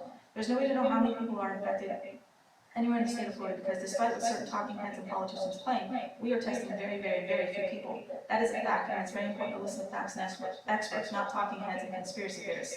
The virus doesn't care whether we believe it or not. It will make people sick and kill them despite what certain people believe. Any talk of reopening without the above measures in place is highly irresponsible, irrational, and dangerous. I sincerely hope that Boca Raton and the Park District and the City Council will heed the warnings and advice of actual world-renowned experts and not bow to pressure from any or very few or pressure from a few very local, very misinformed people who don't understand how terribly dangerous the virus is to all of us. I further hope that before any steps are taken to reopen any part of any municipality, that those who have the power to do so will consult healthcare providers, infectious disease experts, emergency management supervisors, and those who are responsible for public transport and access to public spaces. Our lives depend on the smart handling of this pandemic. Please be smart. Laura Kane. Please consider the lives are at risk if council takes steps to ease restrictions in open parks, beaches, and commerce to the public. I write because for the first time in my life, I believe that hasty actions to reverse current policies are a threat to my health and my life. Easing of restrictions with no treatment, inadequate testing, availability, and no vaccine on the horizon is a gamble that no responsible body should consider. I respectfully request that you carefully my words when you discuss this action. Respectfully, Gloria Brand. Stephen Cohen, police do not have the resources to enforce social distancing in public spaces. The beaches and parks were closed because people didn't practice social distancing. We've already seen what has happened in countries that relax stay-at-home orders too quickly. There's no way to equate short-term economic pain with the loss of human life. Those who wish to reopen the city are ignoring the advice of healthcare professionals, virologists, and experts, instead citing that proper hand washing and social distancing should continue while the city is reopening. We cannot let this happen. We know that if we do not continue to stay at home, the virus will spread, people will sicken and die. We will endanger healthcare professionals and vulnerable population at the very least. Our police don't have the resources to enforce social distancing in public spaces such as beaches and stores. We've already seen what's happened in countries with relaxed stay-at-home orders. There's no way to equate short-term economic pain with the loss of human life. Right now, the only weapon we have is social distancing. Boca is not an island. People traveling will spread this disease. Until there's a vaccine, please do not put us in harm's way. Thank you. Stephen Cohen. To whom it may concern, I'm writing as a concerned resident of Palm Beach County. I'm hearing that you may be considering reopening Boca Raton's beaches and parks at this time. I just saw the newscast from Jacksonville where beaches in Duval County were reopened today. It was a mob scene. Police presence was sparse, but the people were there legally, and the police could only suggest social distancing, which people on the beach thought to be a joke. I know that Manatee County is following suit this week and opening their beaches as well, but for only a few hours a day. Fortunately, they are considerably fewer cases of COVID-19 in the northern counties of Florida. They are not as populated as we are in Palm Beach County. They have had very few deaths, unlike our Palm Beach County. I truly fear that if Boca reopens its beaches at this time, we are discovering many more cases of this virus every day. Our entire county population will be put at risk. Our police, our first responders, our medical staffs, and our hospitals could be totally overwhelmed. We've already seen what has happened in countries with relaxed stay-at-home orders too quickly. We cannot allow that to happen here in Palm Beach County. There's no way to equate short-term economic pain with the loss of human life. Social distancing is the only effective weapon we have. People traveling will spread this. Please stay the course. Let's wait a while longer until we can control this pandemic. Please, please do not open the parks and beaches in Boca at this time. Marlene Solomon. Don't open parks early, it's dopey. It's way too soon to open our parks and other public spaces in Boca. We've waited this long and reasonably good results. COVID-19 hurts all of us in many ways, but it's not a reason to open the doors early and turn a difficult situation into a catastrophe. Don't open parks early, Lee Hiller. I implore you not to open beaches and parks and other public facilities in Boca Raton and neighboring areas. The community does not have the financial or other resources to enforce social distancing regulations. More importantly, any early opening can easily reignite the spread of the virus, and any progress in halting this dreadful disease will be lost. We will only push ourselves back to day one in our battle to conquer this plague. In addition, Boca and surrounding areas has a plethora of senior citizens, those most vulnerable to succumb to the coronavirus. Please consider the negative consequences of a precipitous reopening in this very vulnerable community. Sincerely, Rhoda Chester. Please do not vote to open. We are not ready for this yet. All the weeks of staying home will go to waste. ETG. You jeopardize all the surrounding communities if you open your beaches. All the deaths will be on your conscience. SKK. Sandra Krieger. Please do not open beaches and parks at this time until there's a vaccine for this virus and everyone can be tested. It is not smart to do so. Some young people, as well as some older adults, think they're invincible and do not follow the rules. Thus, the virus can spread. It's too bad this governor doesn't realize this. We are all hurting, but it's better than being dead. SV. Boca Raton council members and municipal representatives. I'm a faculty member at FAU. I hear that certain elements are trying to reopen beaches, parks, and other areas of Boca, but without proper testing and evaluation, we have no idea the extent of the reach of the COVID-19 virus within Boca Raton and Florida in general. I speak as a relatively healthy person who is not personally concerned about contracting the virus myself, but I am concerned for those more vulnerable. Because many can carry the disease without showing symptoms it places us in a very dubious position of evaluation. As a researcher as well, I know it's very unwise to make conclusions before having the needed data to do so. I strongly would recommend you exercise caution in not doing so. It places many people's lives at risk. Thank you, Christopher Roden. To the Boca Raton City Council, as a resident of Palm Beach County, I am upset that you go against health professionals, virologists, and experts who are telling everyone that to prevent deaths, you need to keep social distancing and not reopen beaches and non-essential businesses. Blood will be on your hands if you do not follow the proper protocol that is set up. For now, it's the only defense we have. The police don't have the resources to enforce social distancing. We've seen what is happening in other countries that try to relax the protocol and have had a resurgence in the virus. You cannot equate short-term economic gains with the value of human life. That life could be your parent or child, and then how will you be able to live with that decision? Boca Raton does not have a wall around it. People come and go and will spread the virus to other communities, and we'll be back under quarantine, but this time for longer and with more deaths in our population and medical professionals who are telling everyone to stay home. They want the opportunity to go home to their families when this virus dies down, but because you do not heed the medical and science professionals who are telling you that the only defense we have right now is distancing to keep this novel virus at bay, we will be destined to spend much more time and lives in solving this pandemic. Peggy Alvarez. Reopening the city prematurely would be foolhardy. Please exercise careful thought prior to reopening our city. Thank you, Barbara Stewart. I oppose reopening the area before public health officials say it is safe. We should never put economics before public safety. Police departments don't have the resources. People disregard these orders in the past. The beaches were packed. Social distancing is the only way to fight the spread of this virus until a cure or vaccine is available. How will you keep all the people in Boca from traveling to other areas? You will personally be the cause of spreading the virus if you vote to reopen. Louise Rutman. It has come to my attention that the Greater Boca Raton Beach and Park District is scheduled to end on April 20th. In consideration of the recent order by Governor DeSantis to reopen beaches and tours, my understanding that some are pushing to reopen the entire city of Boca Raton. Please understand that even with the best intention of the district supervisors and the council, people are not following instructions for social distancing. This was evident over the last few days in Jacksonville, as was reported in a tweet by WFLA News on April 17th, just after 5 p.m. Clearly, everyone wishes to return to a normal life, but this cannot be done without tracking and tracing this virus. Simply put, we don't know how many asymptomatic carriers we have in the general population. We cannot afford to go back to normal life right now. Beaches and parks were closed in the first place because people were not respecting or following the rules for social distancing, and they still are not. The police do not have the resources or manpower to enforce social distancing in beaches and parks, not to mention the entire city. Short-term economic struggle and pain does not equate with the loss of human life. It is a false equivalency. We must stay vigilant to fight this virus and win as a city, a state, and as a nation. Boca Raton is not an island unto itself. People traveling from beaches and parks and other public facilities will further spread the virus throughout South Florida and through the state. No vaccine, no treatment, people die. There is a reason Mr. DeSantis decided to keep schools closed for the rest of the semester. We must do the same for the city of Boca Raton and the parks and beaches. We have seen what has happened in other countries that have relaxed stay-at-home orders. We cannot afford that here. Dr. Tina Pearl. Please make sure masks are still worn and 6 feet apart stays in place when we reopen. Andrea Schwartzberg. Morgan Udell, police do not have the resources to enforce social distancing. We've already seen what happens in countries that relax stay-at-home orders. There's no way to equate short-term economic pain with the loss of human life. The only weapon we have to fight the spread of coronavirus is social distancing. Boca Raton is not an island. People traveling from the beaches, parks, and public places will spread the virus. There is not enough testing being done to determine who is carrying the virus and asymptomatic, virtually ensuring that the virus will spread, and that was more than that. Those who wish to reopen the city are ignoring the advice of health professionals, virologists, and experts, instead citing that proper hand washing and social distancing should continue while the city is reopening. We cannot let this happen. We know that if we do not continue to stay home, the virus will spread, people will sicken and die. We will endanger our healthcare professionals and our vulnerable population at the very least. Our police do not have the resources to enforce social distancing at public spaces. We have already seen what has happened in other countries that relax stay-at-home orders. There's no way to equate short-term economic pain with the loss of human life. Right now, the only weapon we have to fight the spread of coronavirus is social distancing. Boca is not an island. People traveling to the beaches will spread the virus. Please do not put us all in harm's way. Thank you, Marion Merker. Dear all, as evidenced by the reopening of the Jacksonville beaches, it's premature to reopen public parks and beaches in our area. Please vote no on this resolution to urge the country and to urge the county to do so. Since our area is greatly populated by seniors, the outcome of having COVID-19 spread throughout the community is extremely devastating. Thank you. Sincerely, Harold Livitz. Police do not have the resources to reinforce social distancing in public spaces. The beaches and parks were closed because people were not practicing social distances.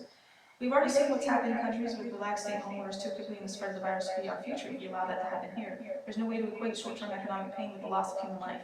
The only weapon we have to fight the spread of coronavirus is social distancing. Boca is not an island. People traveling will spread this to other areas. D. Zinger.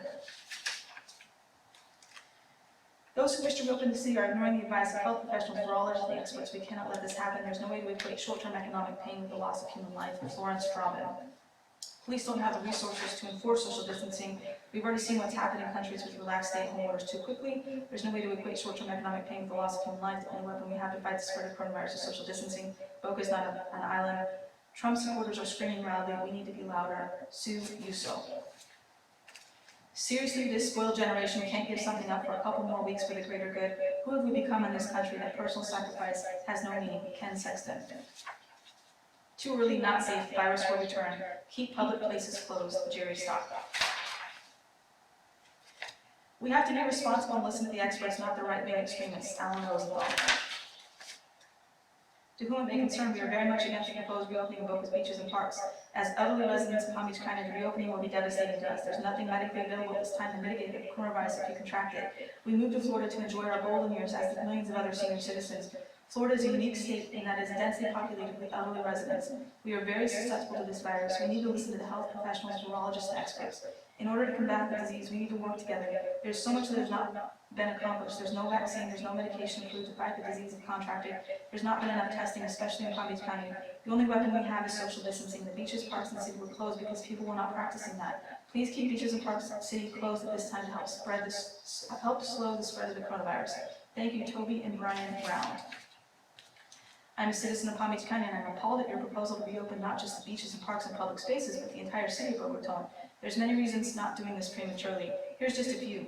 There's no adequate testing in Boca nor any other part of Florida to know where clusters or infections, nor are there effective measures to contain those. We have not yet controlled the spread of the coronavirus, and reopening before it's safe will surely cause a resurgence of mass infections. There's no way to equate short-term economic gain with the loss of human life. The only weapon we have to prevent the uncontrolled spread of infections is social distancing.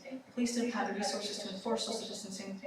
Boca is not an island. People traveling will spread this to other areas. Please listen to health experts and use caution before proceeding with such irresponsible action. Otherwise, all future unnecessary deaths are on your hands. Veronica Lickman. To waste the progress we've made by reopening too soon will send a terrible message to young kids who believe they can't get the disease at the expense of our seniors and those at risk. Listening to our health professionals is the prudent thing to do, and in the long run will make us better. Let common sense prevail. Thank you, Paul.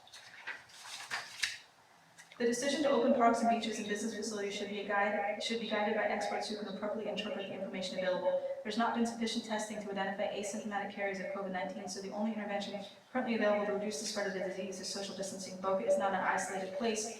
People moving around and through Boca's reopened facilities will travel and infect nearby communities. Elaine Patterson. All medical experts tell us we cannot safely open until more testing is available, otherwise we will lose everything gained in the last month. In this life-death situation, why take a chance? There's not enough police to ensure social distancing in large areas of the cities and beaches. We know that in our current situation, only social distancing works. Alan Murdoch. To whom it may concern, I'm writing in the interest of public safety. Our police don't have the resources to enforce social distancing in public spaces. The beaches and parks were closed because people don't practice social distancing. We've already seen what has happened in countries that relax stay-at-home orders too quickly. There's no way to equate short-term economic pain with the loss of human life. The only weapon we have to fight the spread of coronavirus is social distancing. Boca Raton is not an island. People traveling from the beaches, parks, and public spaces in Boca will spread the virus. Please be socially responsible and withhold the opening of places where crowding will be inevitable for the time being. Thank you, Stacey Shell. I've practiced medicine for over 35 years. Please be assured at this time there's only one tool in our toolbox to fight the coronavirus. That's social distancing. I searched my medical lexicon for the correct term to describe the idea of opening our beaches and parks. That's batshit crazy. Do you not see what's going on at Jacksonville Beach? Neil Oakham, MD, George Washington University School of Health Science. The worst way to destroy the apparent success of slowing the spread of the coronavirus in Palm Beach County and Boca Raton is to add fuel to the fire, making it easier for the virus to spread again. Regardless of how tempting it may be, the math simply rejects the wisdom of reopening public spaces. It is of the utmost importance to keep these public spaces closed for the following reasons. Police don't have the police resources to enforce social distancing. We've already seen it happen in countries that relax stay-at-home orders too quickly. There's no way to equate short-term economic pain with the loss of human life. The only weapon we have to fight the spread of coronavirus is social distancing. Boca is not an island. There's not enough testing to be done to determine who is carrying the virus and asymptomatic, virtually ensuring that the virus will spread. We owe it to your medical community to minimize the impact of COVID-19 on their limited resources and their personal health. Thank you for your consideration. Dr. Roger Messenger. Although we are not residents of Boca, we have friends and relatives who live there, and we ourselves frequently shop and dine in Boca. We implore you not to reopen Boca prematurely. We understand the desire to reopen businesses, but virtually all experts say that it's too soon to do so. Doing so will almost certainly cause a resurgence of the virus in Boca and neighboring towns such as the one that we live. Limiting and reopening to such places, beaches, parks, and golf courses will be ineffective because the police do not have the resources to enforce social distancing in such places. Thank you for your attention to this email and for your thoughtful consideration of this serious problem. We trust that your decision will reflect the need to protect the health and welfare of not only the residents of Boca, but also the health and welfare of the residents of Palm Beach and Brown counties and the rest of Florida. Michael Stern and Libby Stern. The push to reopen the beaches and ultimately the entire city at this time is premature. There's not enough testing being done to determine who's carrying the virus and asymptomatic, virtually ensuring that the virus will spread. There's not enough testing being done to determine who's carrying the virus. People traveling from the beaches, parks, and public spaces in Boca to other communities will spread the virus. If we do not continue to stay at home, the virus will spread. People will sicken and die, and we will endanger our healthcare professionals and other vulnerable population as well. Those who wish to reopen the city are ignoring the advice of health professionals, virologists, and experts. And finally, there is no way to equate short-term economic pain with the loss of human life. Loren Martin. I'm a citizen of Palm Beach County, and I'm writing to voice my vigorous objection to the reopening of any public spaces in Boca in the midst of this pandemic. As you are all well aware, there's no vaccine for the virus, and testing remains inadequate. The only weapon to control the spread of this disease remains social distancing, which cannot be enforced in public places or stores. A premature return to our former life can easily result in a continued spread of the virus and increase in the loss of human life. This is too high a price to pay for a short-term economic benefit. Please heed the advice of health experts and do not undertake such irresponsible action. Helen Stelzman. Hello, I realize that there's enormous pressure combined with misinformation agitating to reopen public spaces. I have two words: not yet. I have been grateful for Boca Raton leaders for relying on science and reason, so please keep public spaces closed. Police don't have the resources to enforce social distancing. We've already seen what happens in countries with relaxed stay-at-home orders. There's no way to equate short-term economic pain with the loss of human life. The only weapon we have to fight the spread of the coronavirus is social distancing. Boca is not an island. People traveling from the beaches and parks will spread this to other areas. There's not enough testing being done to determine who's carrying the virus and who's asymptomatic, virtually ensuring that this virus will spread. We owe it to our medical community to minimize the impact of COVID-19 on their limited resources and their personal health. Sincerely, Dr. Karen Meter. Police do not have the resources to enforce social distancing in public spaces such as beaches, parks, and stores. The beaches and parks were closed because people were not practicing social distancing. We've already seen what happens in countries with relaxed stay-at-home orders. The spread of the virus will be our future if we allow that to happen here. There's no way to equate short-term economic pain with the loss of human life. The only weapon we have to fight the spread of the coronavirus is social distancing. Boca Raton is not an island. People traveling to the beaches, parks, and public spaces in Boca and other communities will spread the virus. Do not give in to the minority who are demanding to reopen. Thank you, Mark Schlazer. We're almost through them. To whom it may concern, it was very upset to see that the city is reconsidering opening up. I strongly urge you to consider my son who has asthma, my 77-year-old father, my immunocompromised mother, and my aunt with lupus. I am the person in the household who has to go to the grocery store and take care of everything. I wish we could reopen, but now is not the time. If we reopen, every time I have to go out, there's a huge risk to my family. Please delay the reopening to keep the ones I love safe. People have plenty of opportunity to get fresh air right now, and they can wait a little longer. The numbers keep rising, and this is not the time. This is life or death for folks here in Boca Raton. I will not die, nor will my family, because someone got inconvenienced and could not go golfing. This is on you if you decide someone's beach access is more important than the life of my family. Thank you. Sincerely, Natalia Jefferson. Don't open public spaces yet. Police don't have the resources to enforce social distancing in public spaces such as beaches, parks, and stores. The beaches and parks were closed because people were not practicing social distancing. We've already seen what happens in countries with relaxed stay-at-home orders. The spread of the virus will be our future if we allow that to happen here. There's no way to equate short-term economic pain with the loss of human life. The only weapon we have to fight the spread of the coronavirus is social distancing. Boca is not an island. People traveling from the beaches, parks, and public spaces in Boca will spread this virus. Helen Burke. This is no time to open beaches and parks in Boca Raton. It can only lead to disaster and wipe out any control over the dreaded virus we all who are staying in and separated from our loved ones are trying to do. Marilyn Weissglass. Dear Boca Raton public leaders, my name is Arlene Houston and I'm a neighbor living in Delray. I'm writing to strongly implore you not to open recreational, green, and athletic spaces in public in Boca until we have a solid report from the scientific and medical communities saying it's safe to begin to do so. As much as people need to enjoy the outdoors, we must be prudent. To do so before we have actual, not suspected data that COVID-19 is under control would be like playing Russian roulette with the lives of self and others, as New York Times columnist Thomas Friedman put it recently. Specifically, COVID-19 testing is not yet reaching all who need to be tested to determine the true status of infection in our area, and much of the public has not been practicing physical distancing. Both issues are endangering and prolonging the control we seek. Until the former is achieved and the latter is practiced, we need to be patient, caring of others, and very firm. Moreover, I believe Boca is the first municipality to close beaches in Palm Beach County. Certainly you can continue to do the right thing now. Thank you for your consideration. Sincerely, Arlene Houston. Dear members of Boca Raton City Council, as residents of Delray Beach and neighbors of Boca, and with the full understanding of how much every community and residents want to return to some semblance of normalcy, we can appreciate the discussion we will be having at your city council meeting. We hope that all opinions will be heard and respectful, and that any decisions that are reached will be in the best interest of every resident who resides in Florida. No matter what the outcome, it's in all of our interest that your decisions are reasoned and well planned out. We know they are weighty, and you surely don't want to regret an outcome that was made in haste and under pressure. We have endured a lot, lost loved ones, and worked hard to flatten the curve of this pandemic. And if a hot spot occurs, we will all pay a heavy price. A little more patience and planning would not be so hard to endure. With respect, Jackie Lion. Police do not have the resources to enforce social distancing in public places such as beaches, parks, and in stores. The beaches and parks were closed because people do not practice social distancing. We've already seen what has happened in countries with relaxed stay-at-home orders too quickly. The spread of the virus will be our future if we allow that to happen here. There's no way to equate short-term economic pain with the loss of human life. The only weapon we have to fight the spread of coronavirus is social distancing. Boca is not an island. People traveling from the beaches, parks, and public places in Boca to other communities will spread this virus. Thank you, Susan Hoonan. To whom it may concern, please do not open the beaches, parks, and stores in Boca at this time. From personal observation, many residents are not practicing social distancing. When this happens, as in other countries, when restrictions are relaxed, the virus will spread more quickly. Florida has not hit the peak of the virus yet, and we need to do what we can to keep new infections as low as possible. If the facilities are reopened, people will come in from all over to use the facilities again. This will exacerbate the spread. Please keep social distancing a priority and keep the facilities closed for now. Thank you, Robin Miller.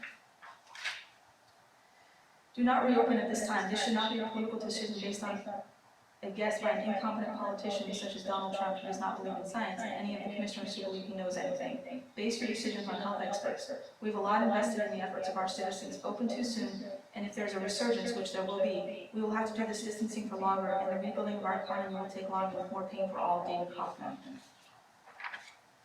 To whom it may concern, if we have emergency order 20004 in place, then allowing citizens to go to public places such as beaches and parks does not move the needle forward in saving human lives. The beaches and parks were closed because the population was not able to keep 6 feet apart. The police were not able to enforce orders. As the governing body of saving your citizens, I find it very irresponsible to open places when people gathering, when trying to flatten the curve. Performing stay at place is not fun for any of us, and doing this once is enough for all of us. If we open these locations when Florida is peaking in numbers, and you were handing out death certificates by opening these locations. The numbers across the country elevated to over 41,000 within 8 days. Florida has already lost 764 people. I ask you, the city of Boca Raton, to care more about the people than stimulating the economy. I ask you to be a leader in holding strong to the orders in place and not put any of us in harm's way. Please consider us, the people first and most sincerely, Maria Wilson.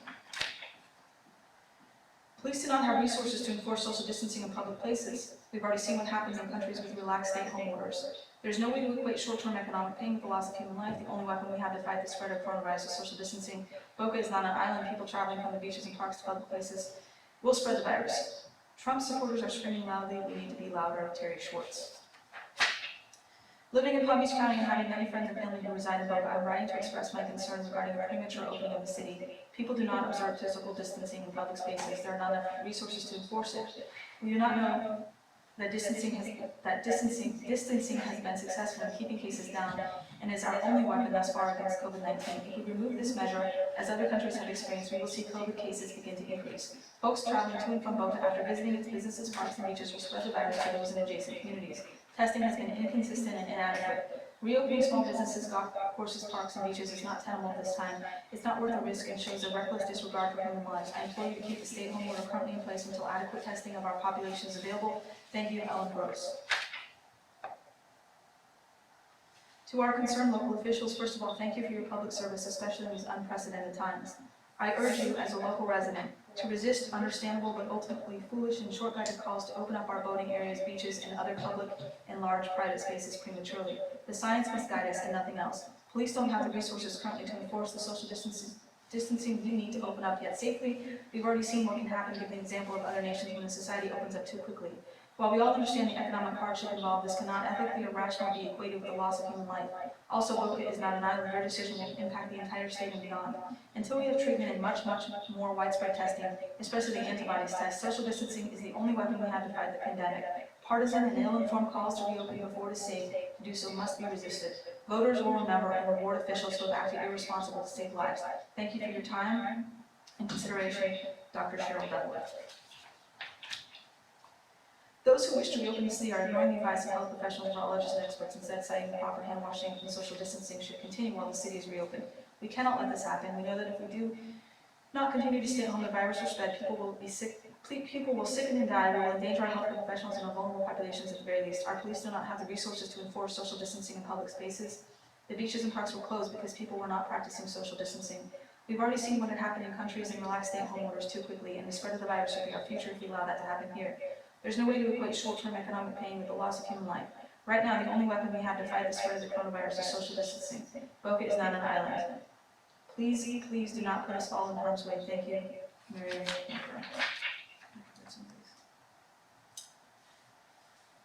I received an email that the above city council will consider opening up parks and beaches on April 20th and 21st in Boca Raton as soon as possible. This is a very bad idea because we have no testing, no medication in place, and social distancing is the only tool we have to help stop the virus. It is part of South Florida and will affect all of us in one way or another. When the beaches were open in Florida, no one safely self-distanced, nor did they contain the virus. Many got sick and many died. Police do not have the resources to enforce social distancing in public places. The beaches and parks were closed because people were not practicing social distancing. We've already seen what has happened in countries and relaxed stay-at-home orders too quickly and the spread of the virus to the future if we allow that to happen here.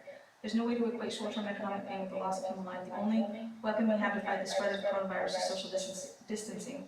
Boca Raton is not an island. People traveling from the beaches, parks, and public spaces in Boca to other communities will spread the virus. And that is from Sandra Paul. And the last one, to whom it may concern, I'm very much against the proposal reopening of Boca's beaches, parks, and the city at this time. As a resident of Palm Beach County, reopening will be devastating. Florida's a unique state, and it's densely populated with elderly residents, young residents, and visitors.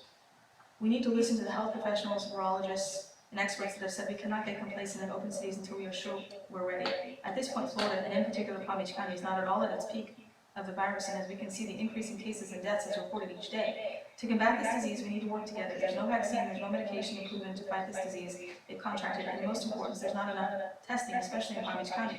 It makes no sense to open areas of Boca Raton and have the residents of Boca bring the virus to the close surrounding cities and have residents of surrounding cities enter Boca and then bring the virus back to their cities. The only weapon we have is social distancing, wearing gloves, masks, and staying inside. The beaches, parks, and cities should remain closed as we see that many people cannot be trusted to socially distance and wear gloves and masks. As you see in the news where Jacksonville beaches were open, regardless of the rules, there are people all over the beach not paying any attention to the requirements set forth, enabling the mayor of Jacksonville to open their beaches. It is on the news today that if residents continue to pay no attention to the rules, the beaches will be closed again. Does Boca really want to go through this expense of their residents who follow the rules? This is a selfish act and unfair to the majority of residents who do not want the city to open yet. First and foremost should be the concern for the safety of residents and not done for political reasons by the minorities' loud voices who demand the city open regardless of what scientists, doctors, and nurses say. Keep beaches, parks, and city closed at this time to help spread the slow of coronavirus and protect the residents of Boca Raton and Palm Beach County. Thank you, Debbie Sierra. That's all. Thank you very much. That was a lot. And at this time, the public, in accordance with the new meeting procedures and virtual form, they may call in at 3 minutes. They may identify themselves and give us their address if they prefer. Anybody who wants to call in, please do so at this time. Madam Chair, I'm here if I can speak. Who is this? It's Deputy Mayor Jeremy Rogers. Welcome, Deputy Mayor. Thank you very much. Please go right ahead. Thank you. Thank you. So Deputy Mayor Jeremy Rogers, Boca Raton, but certainly here speaking purely on my own behalf right now. Thank you, Commissioners, for holding this meeting. It's great to be doing the people's work. You guys all agree in this troubled time. And God bless you, Ms. Harms, for that was a lot of reading and you rocked that. So good job. I'd like to commend Commissioner Greg Ernst for attempting to open up the beaches. And Mr. Ernst, I know I still remember your campaign signs that said open parks. And You're keeping your word, I appreciate it. It seems like there's a lot of false data and hearsay being passed around on some of those other comments. I think we need facts over here. I'm not going to address all of them. A lot of those claims were partisan and political. I'm not going to address that because the claims themselves are partisan and political. I won't get to the detail. You would think that we're discussing forcing people to leave their homes, that they have to leave their homes. We're not. We're talking about opening up public land for passive distance use. And it's not, your land, it's not my land, it's the people's land. We're not talking about opening rock concerts. And I don't believe the CDC has recommended that we close beaches, despite a lot of claims. There's been a lot of concerns about non-residents crowding our beaches. Easy answer. Push to open the beaches to only the residents who have beach passes as it is. No interaction is needed to see the beach pass. And we can open it to 50% capacity, 25% capacity, however low we need to. I have friends who have personally headed out to the Orlando beaches just to visit them. I would push also to open up the golf courses for our residents. You don't get more distance than being out on a golf course. You don't need a cart necessarily. You can make it walking only, and honestly, if it was up to me, I'd open it to an honor system. We don't have to collect those fees right now if you don't have to. This entire shutdown began with the concern that millions were going to die, and we were going to overrun the ICUs. Those models have collapsed, including the models that accounted for social distancing. The data has shown that's not going to be the case. The goalposts have been moved. New data demands new decisions. Let's set some facts straight. 0 people under 25 have died from COVID-19 in Florida. Every death is tragic, and there have been deaths of the young across the country. But to put it in perspective, for children aged 0 to 14, this is off the CDC's website for February 1st, April 11th, the death rate for influenza was 25 times higher than COVID-19. We don't close down recreation for influenza. I could go on more. Across Florida, 90.7% of the people 65 and under who have tested positive aren't needing hospitalization. If you count all the people who have that test that clearly have it, the rate goes way down.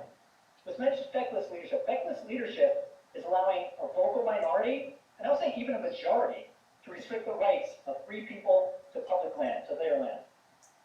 This thing primarily spreads in close quarters with extended exposure. There's no safer place to be than the sea air and sunshine, safely distanced from others, passively enjoying our beaches. It's time to open them. Thank you, Madam Chair. Thank you, Deputy Mayor Rogers. We appreciate it. Okay, next caller, please.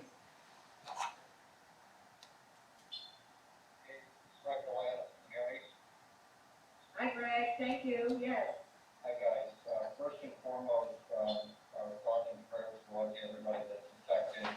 And my heart goes out to you guys and the city council who's going to take up the same conversation tomorrow night. I listened to everything that Brianne just read. I would say almost a third of it is copy and paste. And there's a lot of fear mongering going on in there. The suggestion is to do this in a thoughtful and a safe way. I think that the vocal minority has spoken. I think people, are listening to the media who are spinning false narratives, and there are smart and safe ways to do this, and I think it's on our elected officials to figure that out. Nothing is going to be open short term, and my ask is that we start planning for it, what we can do, so when they do say go, we're ready to do it in a way that we can manage it, we can resource it, we can staff it, and keep people safe, but also give people the opportunity and freedom to enjoy our beaches and parks. Thank you. Thanks, Greg. Next caller, please.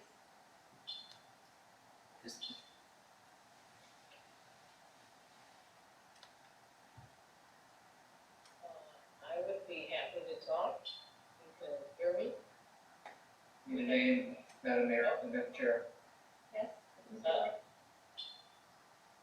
It's Nancy Feinberg. Nancy Jo Feinberg. I appreciated what Deputy Mayor Rogers said and some of the other comments. As somebody who really enjoys golf, I think there are ways to perhaps open some of these facilities and keep them where it's not jam-packed, have only members, beach park district members with permits use the beach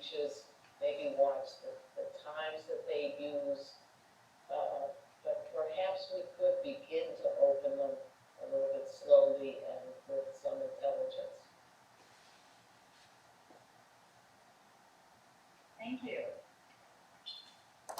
Mr. Gordon, did you have something you wanted to say? Just that the speaker identified herself, and she did. Thank you, Madam Chair. Thank you. Next caller, please.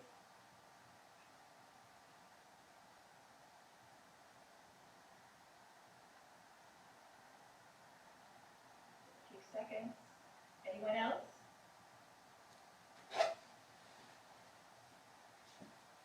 Okay, at this time, we are going to close public requests, and thank you very much. Thank you, Brianne, and thank you to the public for everything. At this time, it's time for the approval of the minutes of the board meeting held on March 2nd, 2020. These minutes are found on page 6 of your agenda packet. Do I hear a motion? Mr. Engel was first, and Mr. Rollins, is that a second? Yes. Thank you. Is there any discussion? Hearing none, Joanne, would you please do a roll call vote, please? Commissioner Ernst, Yes. Commissioner Engel, Yes. Commissioner Rollins, Commissioner Rollins, He's on mute. Yes. Thank you, Commissioner. Commissioner Vogelsong, Yes. and Commissioner Ray. Yes. Thank you. Thank you. Motion passes.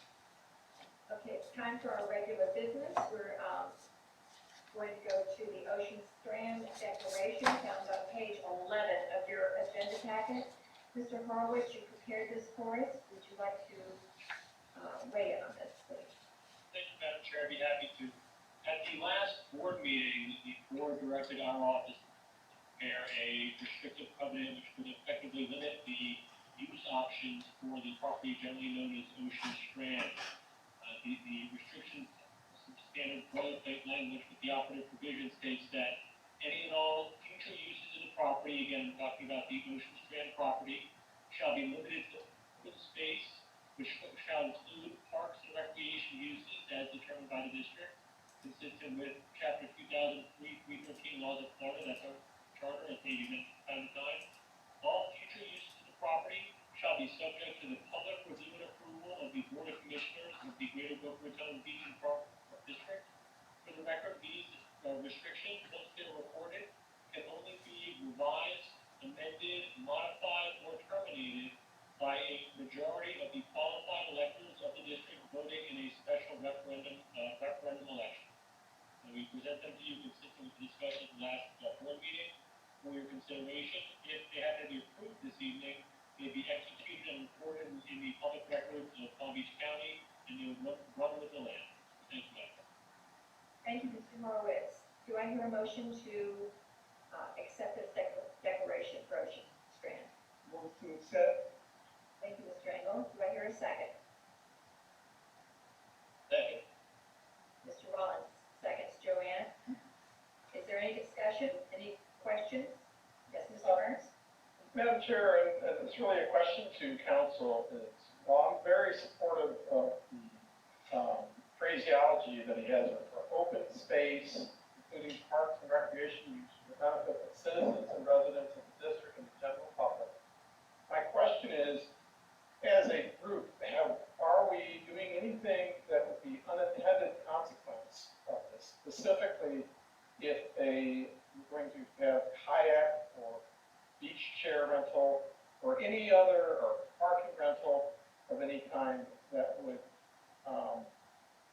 is this going to limit us, or whether we're going to have to go back to our attorney to find out we can rent space to a charity? Madam Chair, so long as the use that's contemplated is a park and rec use as determined by this board will ultimately get to determine which uses were permissible and consistent with the terms of these restrictions. Now, that could include, as you referenced, kayak use, boat launches, ancillary uses such as parking for any of those types of uses, but any one of those future uses will come before this board for consideration. So, and just expanding upon that, if our friends that we have supported for many years at Gumbo Limbo have a need for specific space for additional rehab services and were to provide us with a rental income for usage of space, that, and also for public use, that would be acceptable.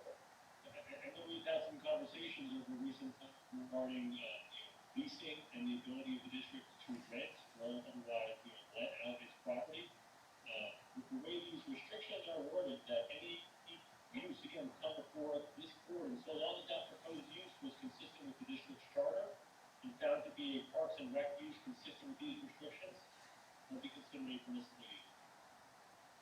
Thank you. Thank you, Mr. Ernst. Is there any other discussion? Hearing none, I'm going to call the question. Joanne, would you please call the roll, please? Sure. Commissioner Ernst, Yes. Commissioner Engel, Yes. Commissioner Rollins, Yes. Commissioner Vogelsang, Yes. Commissioner Ray. Thank you. Motion passes. Thank you. Item number 3, Ocean Strand Budget Amendment. Brianne? Commissioners, at our previous meeting, we talked about setting aside $75,000 for a phased approach to get Ocean Strand open. I did meet with city staff prior to the shutdown, and we started putting a plan together, so we'd like to revisit that and hopefully have that, but in the meanwhile, we looked at setting aside money in our budget so that we can actually do it when we reopen and we can start working together again. So on page 17 of your agenda packets is resolution number 2020-03. A resolution of the Greater Boca Raton Beach and Park District of Palm Beach County, Florida, amending the budget for fiscal year 2019-2020, providing for an effective date, and this basically takes $75,000 out of our reserves and puts it into a line specifically dedicated to Ocean Strand. So we need a motion tonight to approve this. Thank you, Mr. Engel. We have a second. Second. Mrs. Wright, second. Discussion? Brianne, would you do a roll call vote, please? Commissioner Ernst, Yes. Commissioner Engel, Yes. Commissioner Rollins, Yes. Commissioner Vogelsang, Yes. Commissioner Ray. Yes. Passes. Thank you very much. Okay, on page 22 of your agenda packet, there is the Google Services application discussion. When we originally discussed this, it was thought that if we did not want the Moody's rating, it would not be public record. But after consulting with our district council, actually, even if it's in a draft form, it would become a public record. So I just wanted to put this into your head so that you understand that if we don't want it, it's still public record, no matter what the outcome. So, do I have some discussion on this? Madam Chair, I think the concern was more about the fees. And so, Brianne, would you like to elaborate exactly what the cost of this would be? Yes, the fees, we spoke to Moody's representatives, both Commissioner Ernst and I had a call with them, I think it was the first week of the closure, so it's been a few weeks. We did talk with them, it's $6,000 for the rating, and then every year after that, it would be $3,000. We've included, in your agenda packets, there's some language in the application that they put forth that we'd have to get amended, which we had Jacob review. And then we also did have confirmation that the indicative rating does become a written record, as Commissioner Vogelsang mentioned. But the fee overall is $6,000 and $3,000 a year there, moving forward. Mr. Horgan? Go ahead, Craig, I'm sorry. I just wanted to refresh the board that the purpose of this is to, one, validate the overall district's financials and give us guidance, because we have a very limited group, and this gives you a benchmarking compared to other public entities, and will also give you a credit rating which would allow you, albeit small, many years ago the district did have a revolving credit facility, and a revolving credit facility is typical for a business to have for such emergencies. And so as our capital base has thinned, part of the process that we all agreed was to take a look at our bank relationships, and part of that also was looking for a credit facility. Now, obviously, this credit facility is not intended for a large purchase or anything, it's just for a very limited basis of things. And we thought more in the nature of less than $1 million or so. The credit facility will allow you to get the best rating if you ever have to use it. I like to consider it our giant credit card that we don't never use. So it's just two benefits to it. One is validating and giving guidance in comparison to other districts, other public entities. The credit rating will help you there. Number two, the credit rating is there for the lower pricing on your credit facility.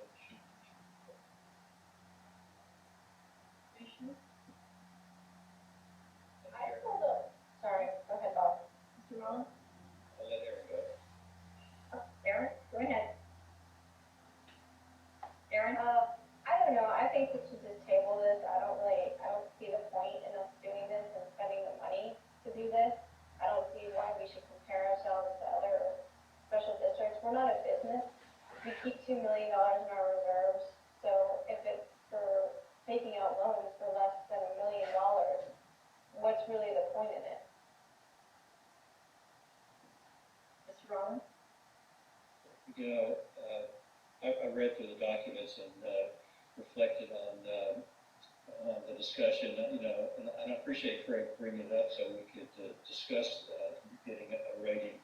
I think at one point we were looking for a rating because we had anticipated borrowing a tranche of funds to develop the Boca National Golf Course. And discussion, I believe, with Jerry Ford, he helped to facilitate some investigation to this. But I think Jerry felt that timing was not really right for us. We're probably at our, I think we're still a very credit-worthy organization, but I think from the standpoint of, borrowing power, we're probably at a lot different place than we were 5 to 10 years ago, because our reserves, have diminished because of our efforts to open and develop the golf course for Boca National. I feel like right now it might be premature to go with a Moody rating, especially since there is a slight chance that we may get a rating that we don't like, and once even in a rough draft, they still can put that out to the public that was requested. From what I read in the documents, they have liberties that they can take with that. I think I would support and side with Aaron that we should, table this for now. And I don't know how long it takes to get a rating, but I don't think that we're going to be looking at borrowing any money in the short term. And I think there's still some uncertainties about, where our financials are going to go in the future with this golf course. Thank you, Mr. Rollins. Mr. Engel? I'd have to agree with Ms. Wright and Mr. Rollins. I don't think the timing is right, and even if it's a 1 in 100 chance that we get a rating that we don't like, there's still that chance. And there's still the chance, in turn, that this information can be made public. So rather than put my hand into a hive with just one bee to get the honey, I'd rather play it safe. And in addition, right now, this is a very uncertain time. We don't know what the next 3 to 6 months or a year is going to bring. We don't know about real estate values. We don't know what's going to happen to our tax base. And to go ahead and try and get a credit facility now, try and get a credit rating, people who would give us a credit rating will take these things into account. I'd rather play safe than sorry. I agree with Commissioner Engel, Wright, and Rollins, because to spend this kind of money, I mean, right now, for a credit card that we may never use, I just would rather defer it until a later time and revisit it at another meeting down the road. Mr. Board, do we need a motion to defer this? You would need to respond a motion to table to a time uncertain, which would be seconded and carried, and leave the door open for future, remove it from the table for future consideration. This way you're not beholden to a particular time to actually bring it back again until someone wants to take it off the table. Okay, do I hear a motion to defer it to an undetermined time? I'll make a motion to defer, the Moody's credit rating to, undetermined time. Yes, okay. Mr. Rollins, was that you? Yes, ma'am. Okay. Joanne, Mrs. Wright made the motion, Mr. Rollins seconded, and do we have any more discussion? But I will point out, yes, my message would be that it's at the pleasure of the board what you'd like to do. However, when you really need the credit rating, it's not the time to go look for a credit rating. And I would tell you, we don't need the credit rating, so tabling it is fine. However, this is the best time for you to understand where you're going financially. This district does not have a CFO. We have a part-time accountant and a part-time retired financial director. heartache of going to the financing for the golf course. So we embarked on several projects that took us down a path that, it led us to where we're at today, kind of waiting for a response from the city. So, I respectfully believe that you should get the rating because it's a good investment in information and knowledge. It will prepare you and give you better guidance going forward when you do these things. But if the commission feels strongly not to do it now, that's a choice of you. I respect it. Thank you, Mr. Ernst. Any more discussion? Joanne, would you do a roll call vote, please? Commissioner Ernst, No. Commissioner Evil, Yes. Commissioner Rollins, Yes. Commissioner Vogel, Yes. Commissioner Rea. Yes. Motion passes. Joanne? Okay, on page 46 of your agenda packet are the invoices and payroll. Mr. Ernst, would you please? Yes, Madam Chair, I'd like to make a motion for the approval of payroll and invoices for a total of $26,408.26. Regular second. Second. Mr. Engel, second. Any discussion, Commissioners? Madam Chairman, I just had one question if Brianne could refresh my memory on the last time, the value engineering study we had with Landscapes Unlimited. What project was that for? That was for the golf course. Okay, and what was the value engineer? Wayne had them do the value engineering, he has a $5,000 threshold, and so he had that done to value engineer the maintenance buildings that he was planning on building. Okay, It's an older invoice. yeah, I see that, just, I'd forgotten all about that, didn't remember, authorizing that. But you said that was within the $5,000. Yes. Thank you. Any other discussion, questions? One question, all that's on hold now, right? Like. I had an update during, We have a,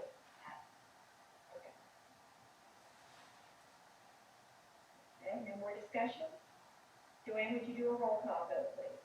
Commissioner Ernst, Yes. Commissioner Evil, Yes. Commissioner Rollins, Yes? Commissioner Vogel, Yes. Commissioner Rea. Yes. Okay, motion passes. Thank you very much. Comes now to our reports and discussion items. Ms. Harms? yes. I have a couple items here. First of all, the MOU for Gumbalimo, as far as the tower goes, we are working with the city. They're gonna redo the design to design the tower with a ramp system instead of the funicular.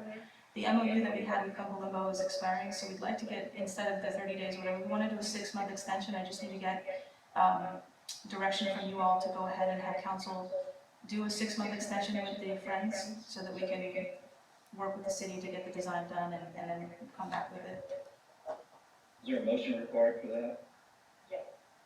I'll make the motion. I'll second. Okay. So the motion is to extend the existing MOU for another 6 months. Correct. And Mr. Rollins, you seconded. Smith? Okay. Is there any other discussion? All in favor? Oh, sorry, Joanne, please make a roll call. Thank you, Madam Chair. Commissioner Ernst, Yes. Commissioner Evil, Yes. Commissioner Rollins, Yes. Commissioner Vogel, Yes.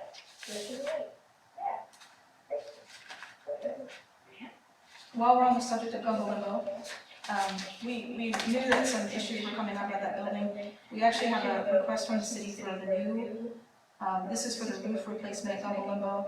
The project is gonna cost $259,192. There's a contingency of $13,000, so the total request is $272,192. We did set aside $500,000 in capital expenses for Gumbalimo this year, so we would use that money from that line item to fund this. So we do have money set aside for it. I just wanted to get approval tonight so that they could start work on the roof at Gumbalimo. Bring your motion. I'll make a motion to continue discussion, but I want to have a question. A second. Okay, so Mr. Ernst makes the motion and Mr. Rollins seconds. Your discussion, Mr. Ernst. Brianne, regarding the roof replacement, a couple things.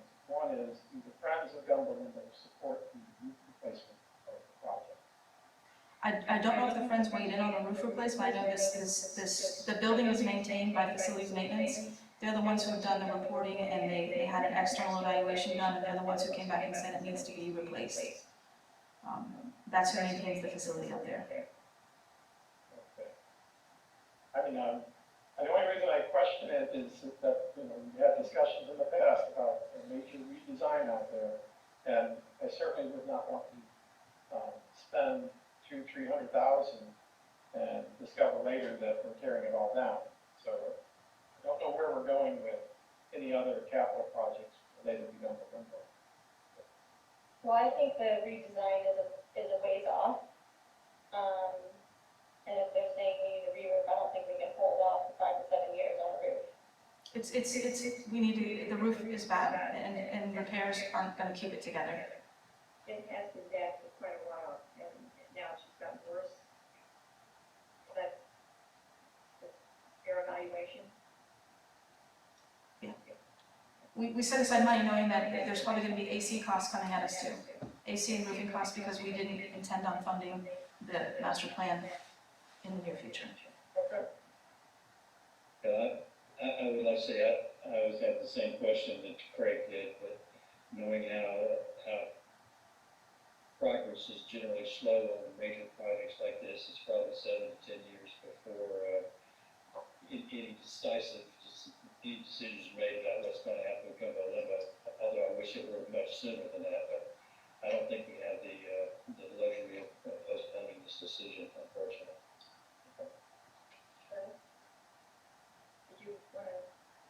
Did you have anything else, Craig? No, if you'd like, I mean, the motion as stands is to replace the Gumbo Limbo roof as described by Brianne based on city estimates.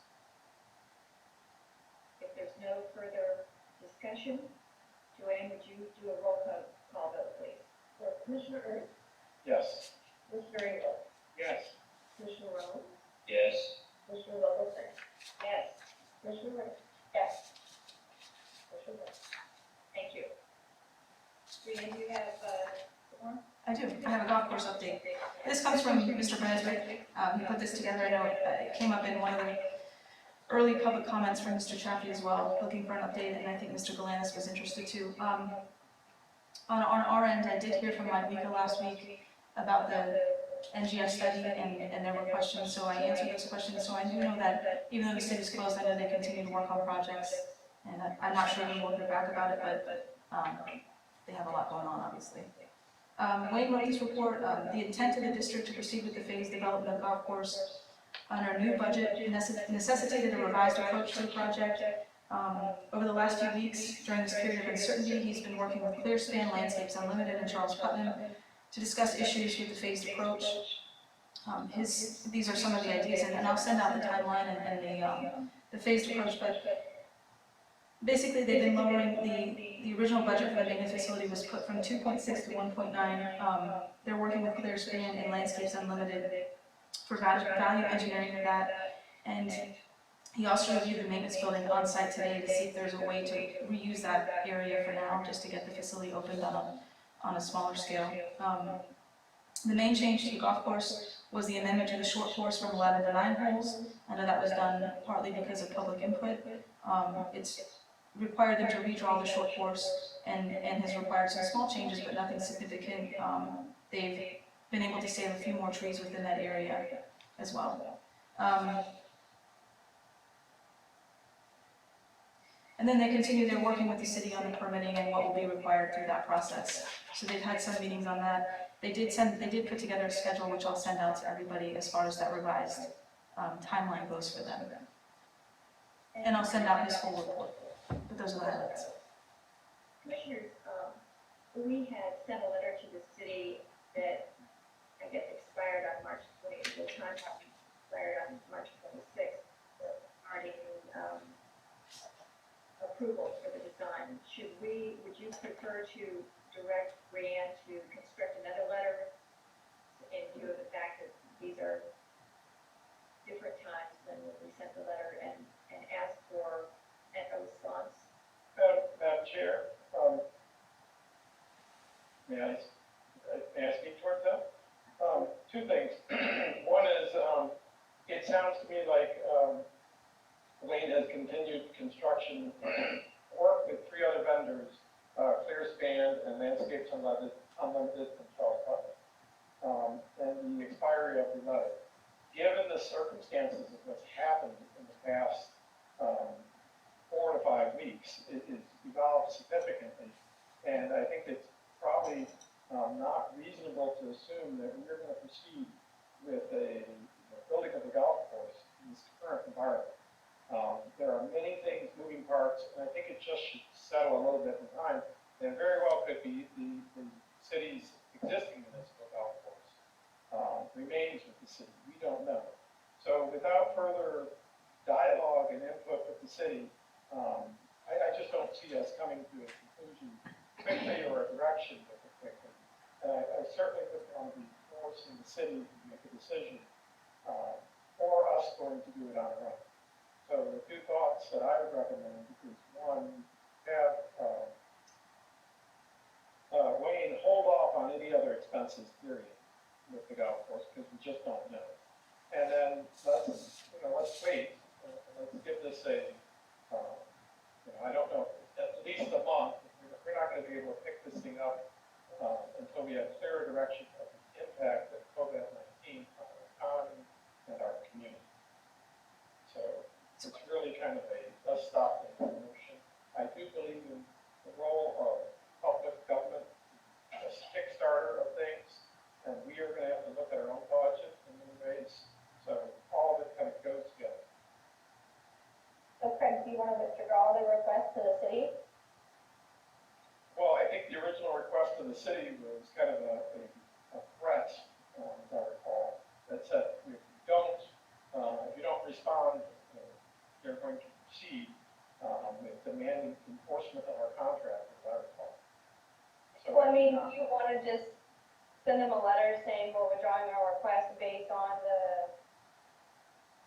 everything that's developed, and we will revisit it whenever I think it's Aaron, down, that's an option, Aaron. I think that's a valid option because the baby left it with them. It's kind of a demand, but I think we need to get together at the right time with the right burden. So Right. the recommendation is to notify the city that we understand we're in very different circumstances and times, and we'd like to withdraw that letter and readdress it in the near future. Madam Chair, Mr. Gordon? just to clarify for the record, words do matter legally. Withdrawal has a specific legal meaning as opposed to abating or deferring the application. You have taken the steps under the interlocal agreement to formally apply for site plan approval or for approval for the purposes of the agreement. Withdrawing it would rearrange the deck chairs and start them back at ground zero. I would suggest perhaps that the intention of the offer to simply abate the application or defer it, but not to withdraw it. I would agree. Thank you. Madam Chairman, let's revisit the content of that letter and refresh my memory of the actual scope of that letter before we abate anything, because we've come too far to, I know I'm not prepared to move forward with any serious development of the course at this point for reasons pointed out by Craig, but I don't want to give up on the idea that we did decide that we would move forward with a development, and I think we were looking for their approval on the site plan. That's what it was. We have not received approval on the site plan, and I think that's something that we should continue to pursue, but not as such a rigorous time frame as what we had proposed. Maybe the option is to give them more time to consider that, because there's been communications back and forth, Brianne, between you and Mike Wico regarding that. Is that correct? We spoke briefly just about the NGF report that I sent him in early March, just through email. He just had a question. I could certainly just let them know that we're not at this point, we're not looking to get an answer right away, or there's no, I don't know, somehow write it nicely. Well, I do think that we still need to know what their thoughts are on the site plan, because that's been one of the things that's been holding us up throughout this entire process. Whether or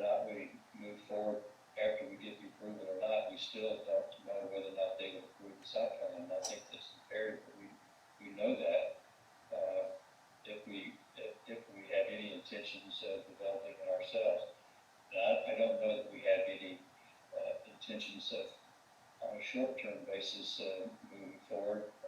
Our time frame has certainly been pushed forward with this pandemic that we happen to be in, and as already been mentioned, you know, who knows what the ad valorem revenue is going to look like as we get through this pandemic. But I do think we still need to pursue getting that site plan approval from the city, so we know exactly what our options are. Thank you, Mr. Rollins.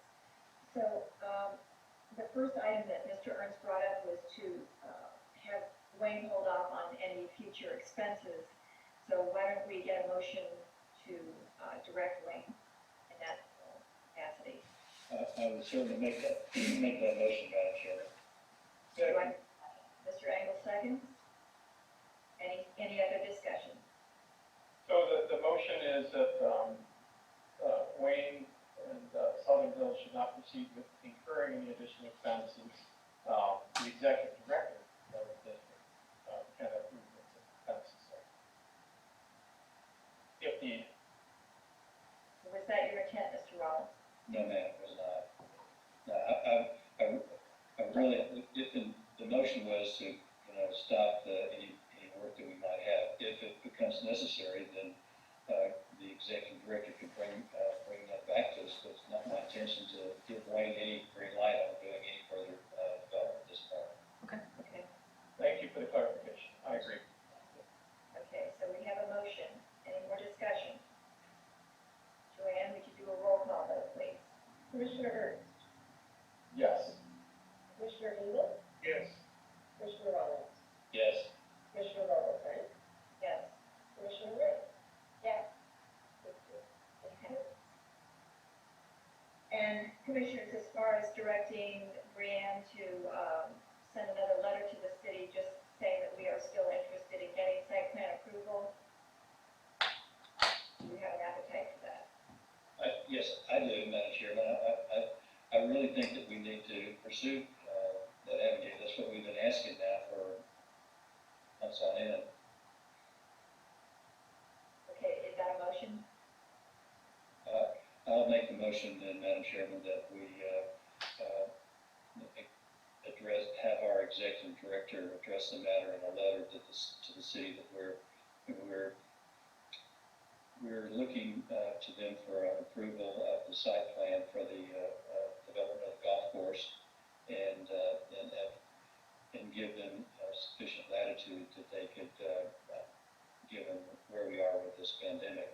I don't know that I would put a very tight time frame on that response. And or I need to do that since Craig, I'm following your pattern here. Walking through this. I'll help you with it if you like. Go ahead, Craig, finish the motion. So, as Bob just described, we're going to request the city, a letter will be drafted to the city, requesting the city to continue to evaluate the site plan motion as we presented earlier. However, given the circumstances of COVID-19, we understand other priorities may take precedent, and would like to receive this information soon, but we're abating our deadline request. That appropriate? That would be legally sufficient, Mr. Commissioner, yes. Thank you, Craig. Beautiful motion. Now we need a second. Second. I think Mr. Engel seconded. Any other discussion, commissioners? So we'll just, Oh, I'm sorry, Mrs. Wright. sorry, so we're not giving them the time frame. Basically, we're saying we're still wanting their approval on this, but that, with everything happening, we don't really have a time frame, but please keep it in your thoughts, something like that. That's what you're saying? Because to keep it on their plate with everything else that's going on, I just don't feel like it's the right, Think of it, definitely, that's council. I think, Karen, one way of looking at it yeah. is, to think of it as deferral. We're not putting, we had a hard time frame in there previously, and so Right. we're not putting an end date on this, because it will come up again, And I do expect that we will have a joint meeting, but we don't know when. And it's just keeping that on the radar for them. It's not saying when. And after more information evolves, we may decide that collectively, you know, we do want to go forward faster or we want to go forward slower. We don't know. Okay, so basically we're just like amending our original request to them, saying it's kind of on hold. Okay, Madam Chair, gotcha. Yes, Mr. Gordon. just for reference, I happened to look at the file before coming to the meeting tonight. The letter was dated February the 26th, and it gave the city 30 days to March the 26th. If the intention by the discussion on this motion is to not withdraw the application, to not withdraw the request, not to abandon the interest of having it reviewed, but simply to abate the time period within which the city could respond, that will leave the application pending, that will leave the commitment on the part of the district continuing, and will leave open the date for a response, but would not keep the March 26th date alive. It would just simply keep the application pending. It would not withdraw it, would not abandon it, but would look to future coordination, the date that makes sense based upon the current COVID-19 issue, but would not in any way, shape, or form withdraw the application or abandon it in the context of setting it aside or abandoning it. That's not the case at all by this motion. Okay. I think that's the spirit of Yes. So, Okay, thank you, Commissioner. Thank you, Mr. Gordon. Thank you, ma'am. Is there any other discussion? Joanne, would you do a roll call vote, please? Sure. Commissioner Ernst, Yes. Commissioner Engel, Yes. Commissioner Rollins, Yes. Commissioner Vogelsang, Yes. Commissioner Wright. Commissioner Wright? Mute.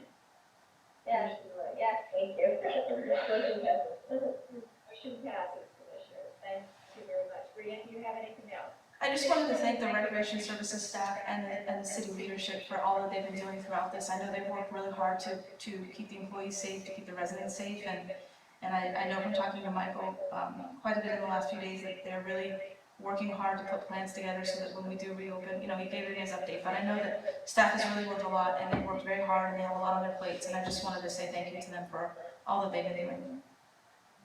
That's very nice. Thank you. District Council, who would like to speak for District Council? I'll be happy to very briefly. I want to first thank the chair and the commission members and staff for organizing this Zoom meeting. I think you should be very proud of yourselves in the context of the size and length and breadth of this organization to be able to have this kind of virtual meeting on a successful platform that works not just for you as public officials, as elected officials, but also the public who had full and free access to the organization, both by email and by phone access. You are miles apart of other local governments that have been unable, by the way, to implement such a very uniquely good program. I commend you all for that. Thank you for at least listening to Jacob and myself in the best way we could to help you organize it from a legal perspective, but from the operational side, I commend Brianne and staff and sheriffs for all of you for getting us to this particular point. It's a uniquely important event for which I'm grateful on behalf of the law firm for all of you. So thank you for that. Just two other quick items. You've obviously addressed the issue that was of concern to Jacob and myself with regard to the outstanding letter to the city on the golf course. You've addressed that. There's nothing to talk about in that regard. Just uniquely, if you will, the AG's opinion that we asked for, I looked at my notes, and Jake and I looked at it today. It was dated January 31st. What I find unique about it is that Jake did actually speak with Tallahassee. They have one person that's actually functioning in the opinions division.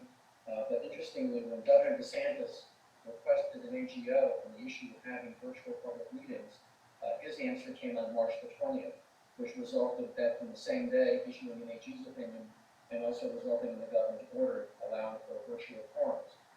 So we kind of got bumped out of line a bit, but to the extent that we have not yet received back an opinion about the precinct planning issue, we've not heard back. I think we're number 6 or 10, Jake. What's the number of members? We're in the mix. Now, keep in mind, we're aware of at least one other opinion that was requested in November, which has not been issued either. So we know there's a few in the queue ahead of us, Yes. but we are on the list. So don't think we've forgotten about the request. The state, sort of demurred to us in some respects, but that November request is for another public client of ours, so we're well aware of the fact that we're somewhere in the queue. You're just going to have a big queue queue is the queue seems to be temporarily displaced. At any rate, we've not forgotten about that request. To the extent that I can answer any questions that Jay can with regard to the issues on the agenda, the declaration, for example, and such, and we're happy to respond. As soon as, by the way, we get execution of that document, we can record the declaration of restrictions in the Palm Beach County Public Record as quickly as this week, once we get signatures on the document. So, thank you for allowing us to be party to this discussion. I'm home, Jake is home, we've saved a whole ton of gas, and I guess that's why oil is now below $0 a barrel.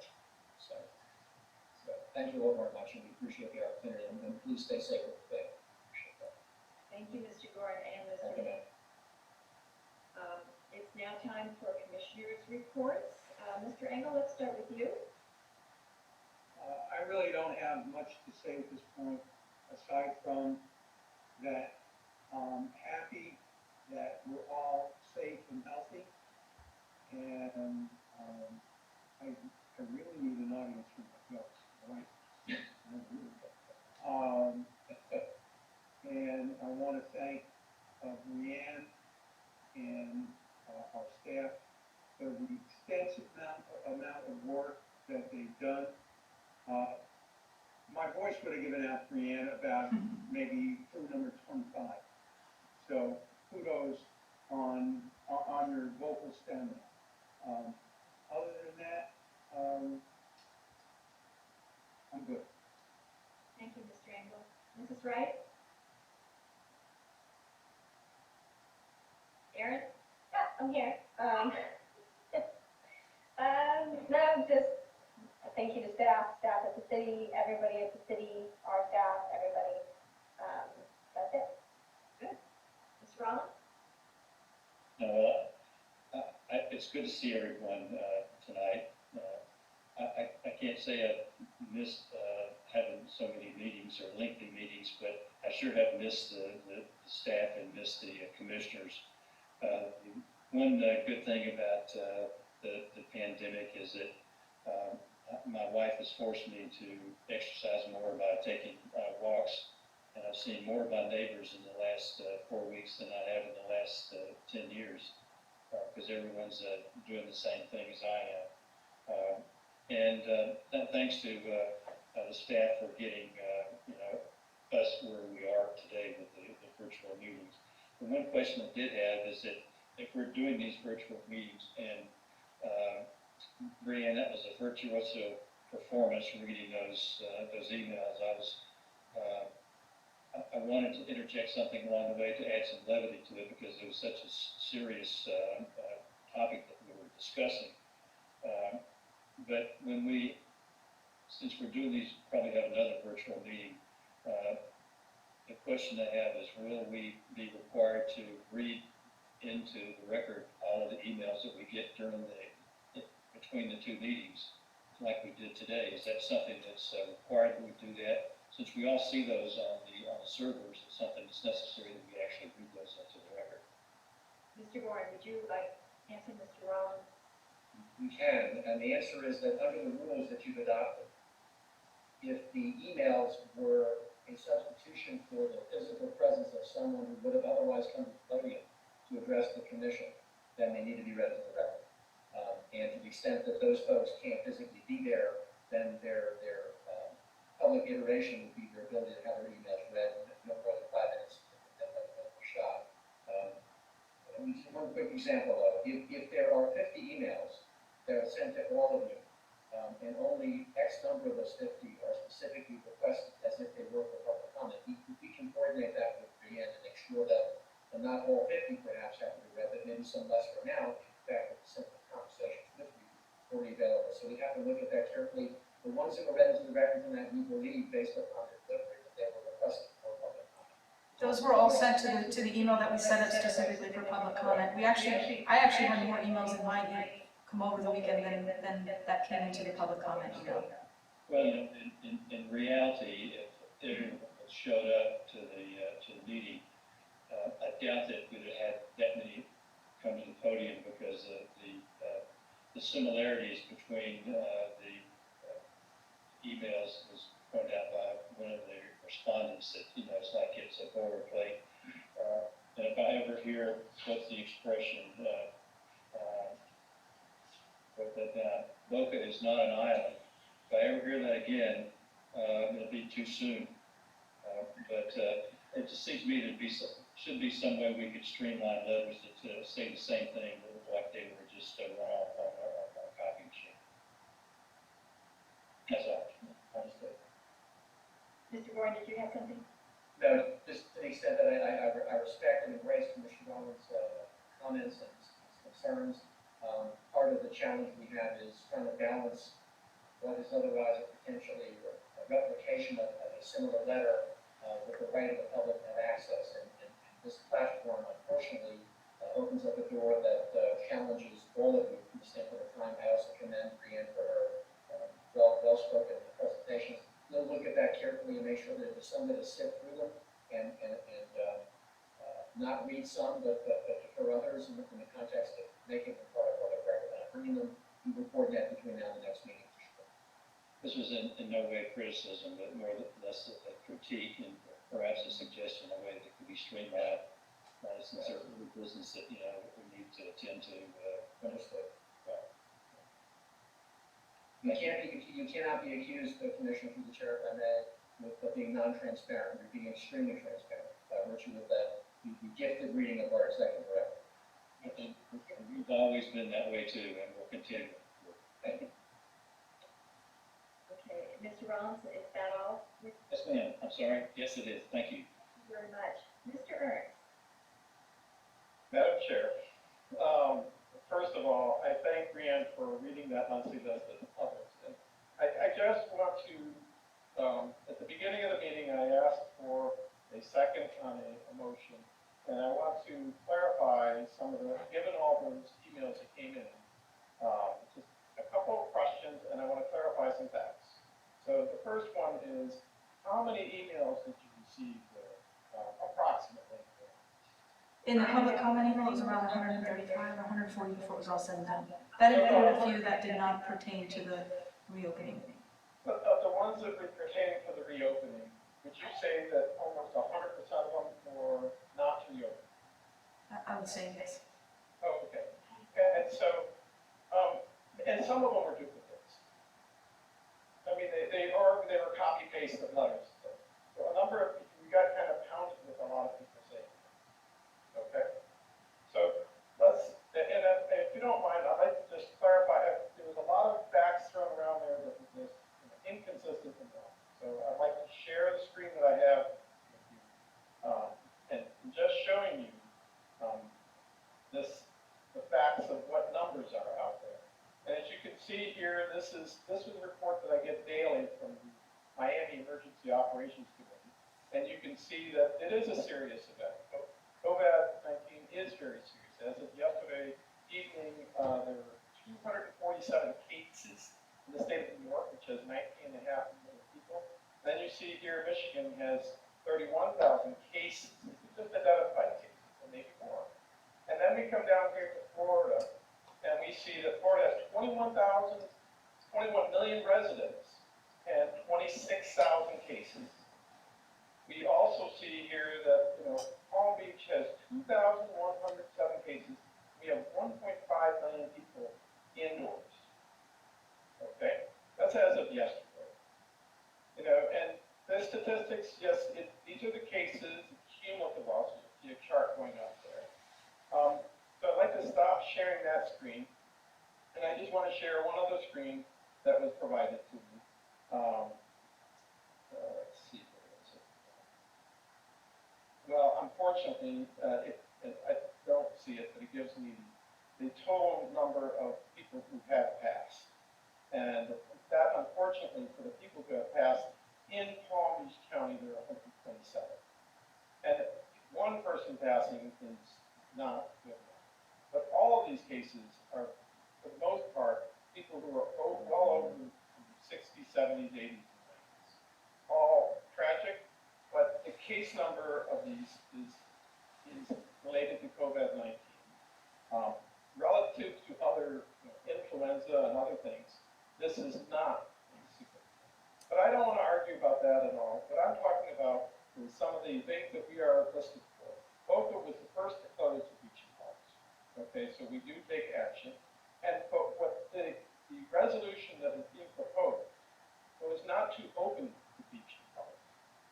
don't have the authority to open the beach parks. Along the way, Palm Beach County issued an order closing all public and private parks on March 25th. It doesn't matter whether it's a public or private, it's all closed. And so they're the only ones who can lift that order. And further, there's a bit of an outcry from our golfing community, with good reason. You may have received 140 emails, mostly copy paste, but I understand someone we all know very well, Rick Hurd, has been working with others on a signature list asking for the county to open up golf courses. And in Palm Beach County, we are an owner of a golf course, it may be defunct, but there are over 160 golf courses, all closed, public and private, roughly 40 of them. And Rick has over 5,000 signatures asking for the county to open the golf course. It couldn't be anything more passive than golf, where you could have social distancing. And it just makes no sense to not take action. Our board can do one of two things. We can say nothing and just leave it be as it is. Or we can take action, and the recommendation that I'm asking for is to go with the resolution that that has been drafted and presented to everyone. And it's a very simple resolution, actually. It's not saying to open the beach park at all. What it's saying is for us to urge the Palm Beach County authorities to take action. And that action is that they will open the golf courses and public areas, parks, with current CDC guidelines and community mitigation strategies that curtail spread of COVID-19. And by the way, this is an important part of our community. And I feel just as passionate about it as when I got elected that we should be encouraging our community to use our parks. And it can be managed in a lot of different ways, and we can plan on these things. But if we do nothing, and we don't allow for any planning and don't do anything, we're going to be subject to something we don't notice. And so there is a need to do something. And on top of all of that, what I heard on Friday from the Palm Beach County Mayor and the mission staff was basically they have no plans to do anything unless Broward or Miami does something. Okay, which is very different. There's two other counties than Palm Beach County. And so the message was is to take a look at opening with CDC guidelines, allow the city to develop its plans, allow us to have a controlled phase in of moving, not to just randomly open it and it's going to be like the Jacksonville experience that we saw there. That is the kind of pent-up demand that we're going to have as long as we wait on this. And by the way, as we speak, I just got notice that Miami-Dade has just announced that they're going to reopen public parks, marinas, and golf courses.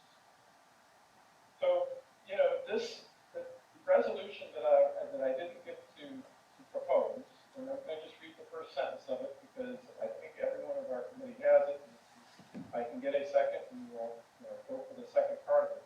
It's a resolution of the Greater Boca Raton Beach and Park District urging Palm Beach County to reopen beaches, passive, public, and private parks, tennis courts, and public and private golf courses to the public while continuing to follow current CDC guidelines implementing community mitigation strategies to curtail the spread of COVID-19 in public places during a declared public health emergency and providing an affirmative effective date. The message here is simply to ask our county to move out of the way, let us run our business on things. And I think it's important for us as a community, particularly the beach and park district, to be the first ones to say, we need to have a plan, and we will have a plan. And we rely as our partner, the city, to do that way. And I am confident the city staff will do an outstanding job in opening in the beach or park, but we have to have control over it. So it's very limited, it's done in a phased approach, and it does create a mass crowd. And all of those emails that we receive, I think it is a mistake. There's a lot of misinformation there that was provided, and it would be a shame for us to say those are the only people who are telling us to act on that information or not act on that information. So, motion or a second. Oh, I think one thing though that you said that was incorrect, Miami-Dade County, we got this from Sam, in regards to a four-county reopening of recreational amenities. So they're not opening anything on their own. It came from Broward County, am I right on this, Sam? I did not. What we received mid-afternoon before today's meeting was a memorandum from the county administrator for Broward County, who set forth a four-county proposal, principally with regard to parks, golf courses, and marinas. Attached with that proposal was a Miami-Dade suggestion regarding how they would operate their golf courses. I don't believe that there's been any decision yet reached by the county mayor. Those were proposals that for the first time probably in the history of the four-county area, there's actually been some creative conversation among the administrators, and I assume the mayors, to find some kind of common ground. So as we speak this evening, I can't know whether there's been any action taken by any one mayor, but I do know that the issues of golf course usage and parks access and marinas use and dock usage were addressed. Beaches, by the way, were not part of the conversation. So we won't know until tomorrow or whenever, but it seems to me that for the first time in some creative history that there's been an actual a conversation among the four counties about having some unity and a unified decision to appropriate. And with all due respect, I did not see Sam's article. I'm looking at a news article that was published at 5:40 this evening, today. Yeah, so I think if I may, to the commission, Brianne sent out we got the packet ourselves this afternoon. Again, the email memo from Bertha Henry and the 4 or 5 page document about golf course usage, et cetera. I believe it was a Miami-Dade County proposal, but there had been no consensus as to the approach, but it was simply out there for the first time together. And if I could just add very briefly, Madam Chair, according to Miami-Dade County's website, the last emergency order was entered on the 15th. There's been nothing, no action taken since then. Thank you, Mr. Rowland. Thank you, Chair. So Mr. Ernst has, a motion, and there is no second yet. Do I hear a second? No, and I think we need to, I mean, Craig, was this just meant to be like a coordinated effort with the county, or you just want the city to do its own thing? I would, the recommendation, all this motion does is it urges Palm Beach County to set forth a plan, and for the city to set forth a plan, and for us not to be constrained by whatever the county comes up with. Well, I've been watching the county meetings, and they've been saying that they are coming up with a plan to open based on scientific facts, and medical guidance from at the federal level and the county level. I don't think the city has any medical guidance or anybody on staff that has an MPH or an epidemiologist or a virologist. So Respectfully, Aaron, I don't agree with letting the county, the county arbitrarily dictate what they would like and when they'd like to do it. When they closed the golf courses all this time, and what they deemed as essential versus non-essential, to this point in day, is not relevant for a golf course. I mean, golf courses should be open.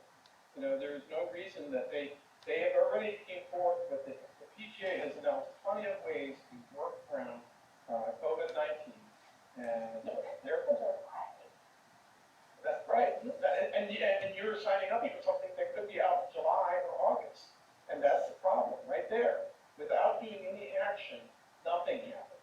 It's far easier for the county to do nothing, and that's why I'm. But that's not what they've been saying. They're not saying that they're going to do nothing. They're getting as much information as possible to make the best decision for the health of their residents. And I don't think opening the golf courses during this whole thing would have been the right thing to do. I think it was smart to close everything, and I think Scott made the right decision on that. If I may, nobody has brought up something that concerns me greatly, is that staff. Yeah, and the staff. And the workers who are going to be maintaining these facilities. You see on the sides of the roads and the parking lots, everybody disposing of their gloves or their masks on, without throwing it in the trash. going to impact staff who are going to have to pick up these things. And don't tell me that it's not gonna happen, because it will.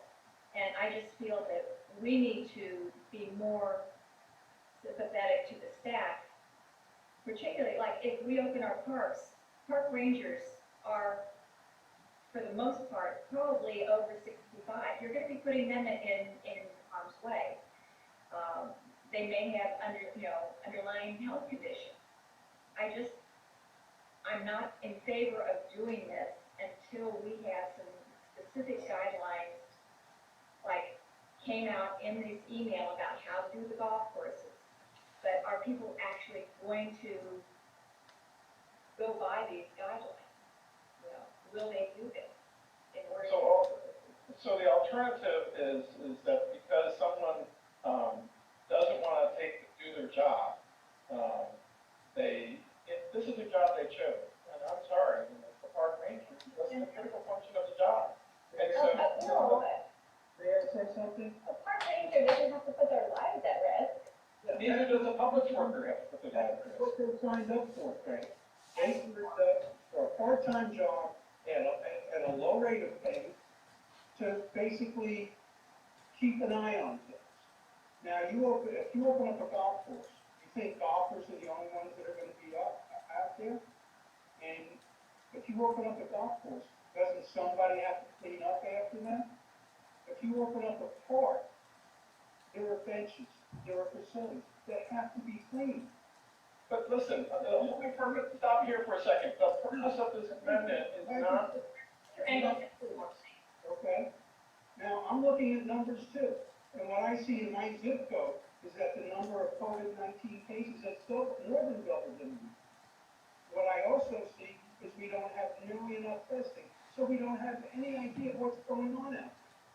What I also see is we have hardly any contact tracing, so that when we do find out about COVID cases, we don't have any way of following up where these people been, who they spoken to. And for people like me who are in a high-risk group, okay, if I want to go out to the supermarket, do I have to worry that somebody was at a golf course the day before and might have gotten infected, and I run into this person? Okay, we have an obligation not only to golfers, not only to beachgoers, we have an obligation to the entire community.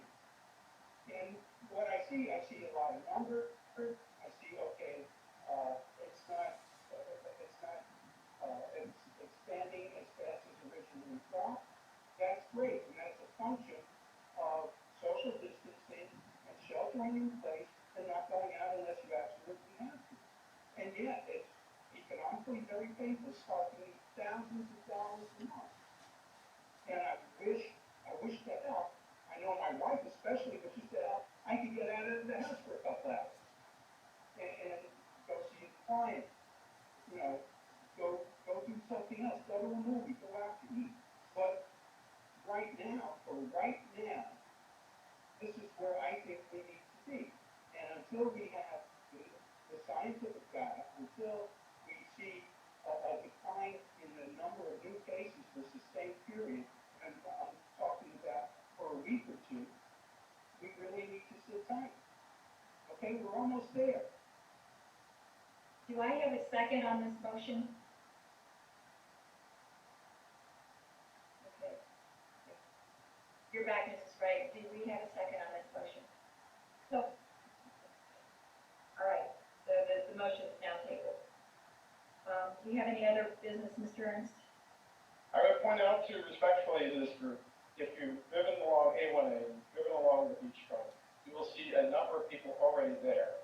So it's better to participate with a plan and define what you're going to do, rather than just choose to ignore it. So be prepared for, repercussions of it. There were people walking off of Ocean's Strand as I drove across over nearby there. There were people who were at in front of Spanish River Park. Okay, there's people crisscrossing across the beach. What's really happening with it? Like we know. I suppose we should go arrest them. Is that what we should do? That's really unfortunate. I thought we a safe, economical way for everyone without shutting everything down. And I do not believe the messaging that was given to us by all those emails was a canned email from many, many people who didn't look at all of that. So it's very important. I think you're right, Craig, but I don't think it's the right time to do it yet. I just don't, I mean, when I was looking at the state and regional gating criteria from the federal government, do you know if we meet that yet?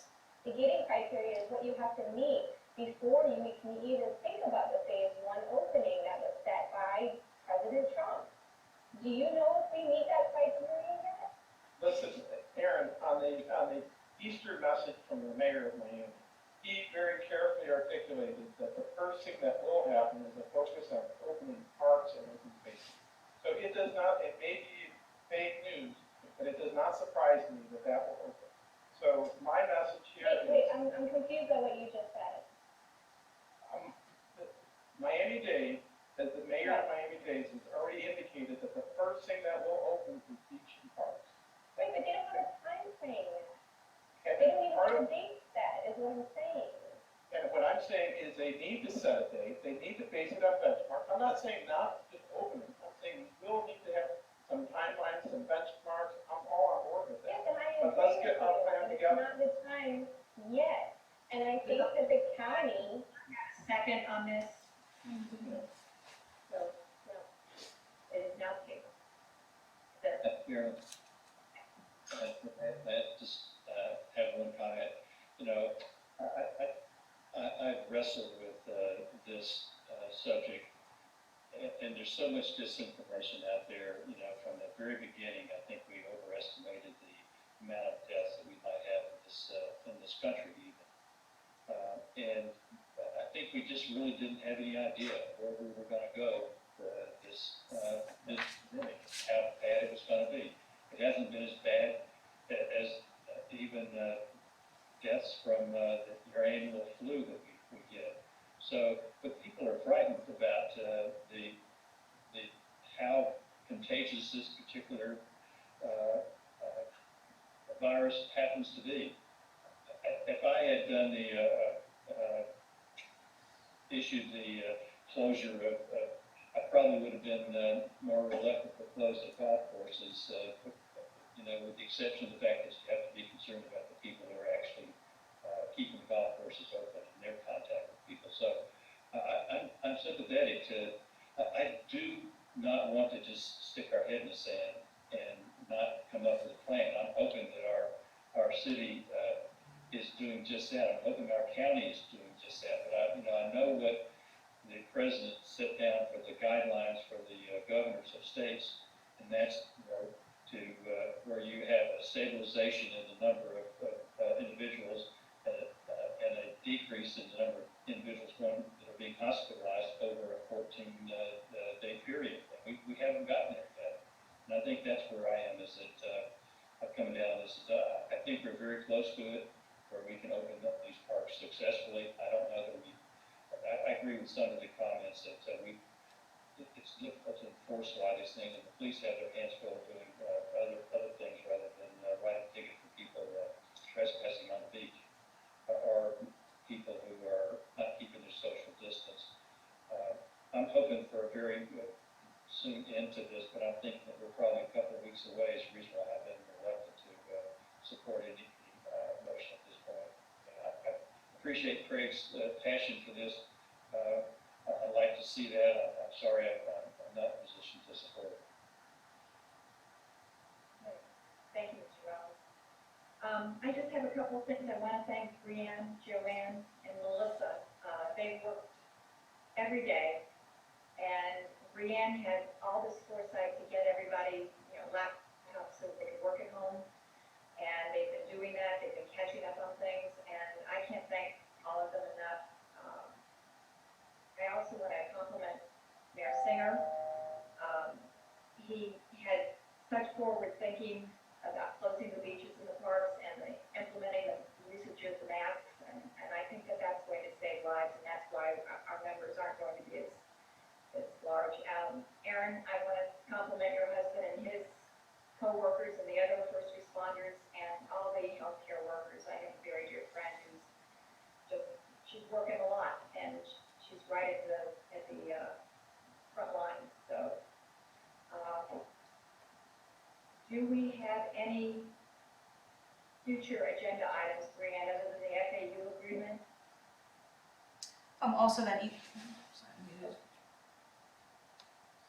You're not on. No. Also the easement at Sugar Sand. Okay. And that will be, May 4th is our next meeting, so in all likelihood, it will be a virtual meeting. And then we can go from there as far as the governor's situation, what he's going to suggest for us for after May 9th. So. For the record, I will come back on May 4th. We want you here, Craig. Okay, Mr. Engel, Move to adjourn. wait here a second. Joanne, I have to have a roll call vote one more time.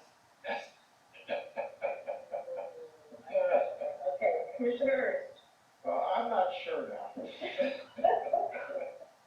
Yes, I do too. Commissioner Engel, Yes. Commissioner Rollins, Yes. Commissioner Lovelady, Yes. Meeting adjourned. Thank you. All right. Thank you very much. Everybody. Everybody. Have a good night.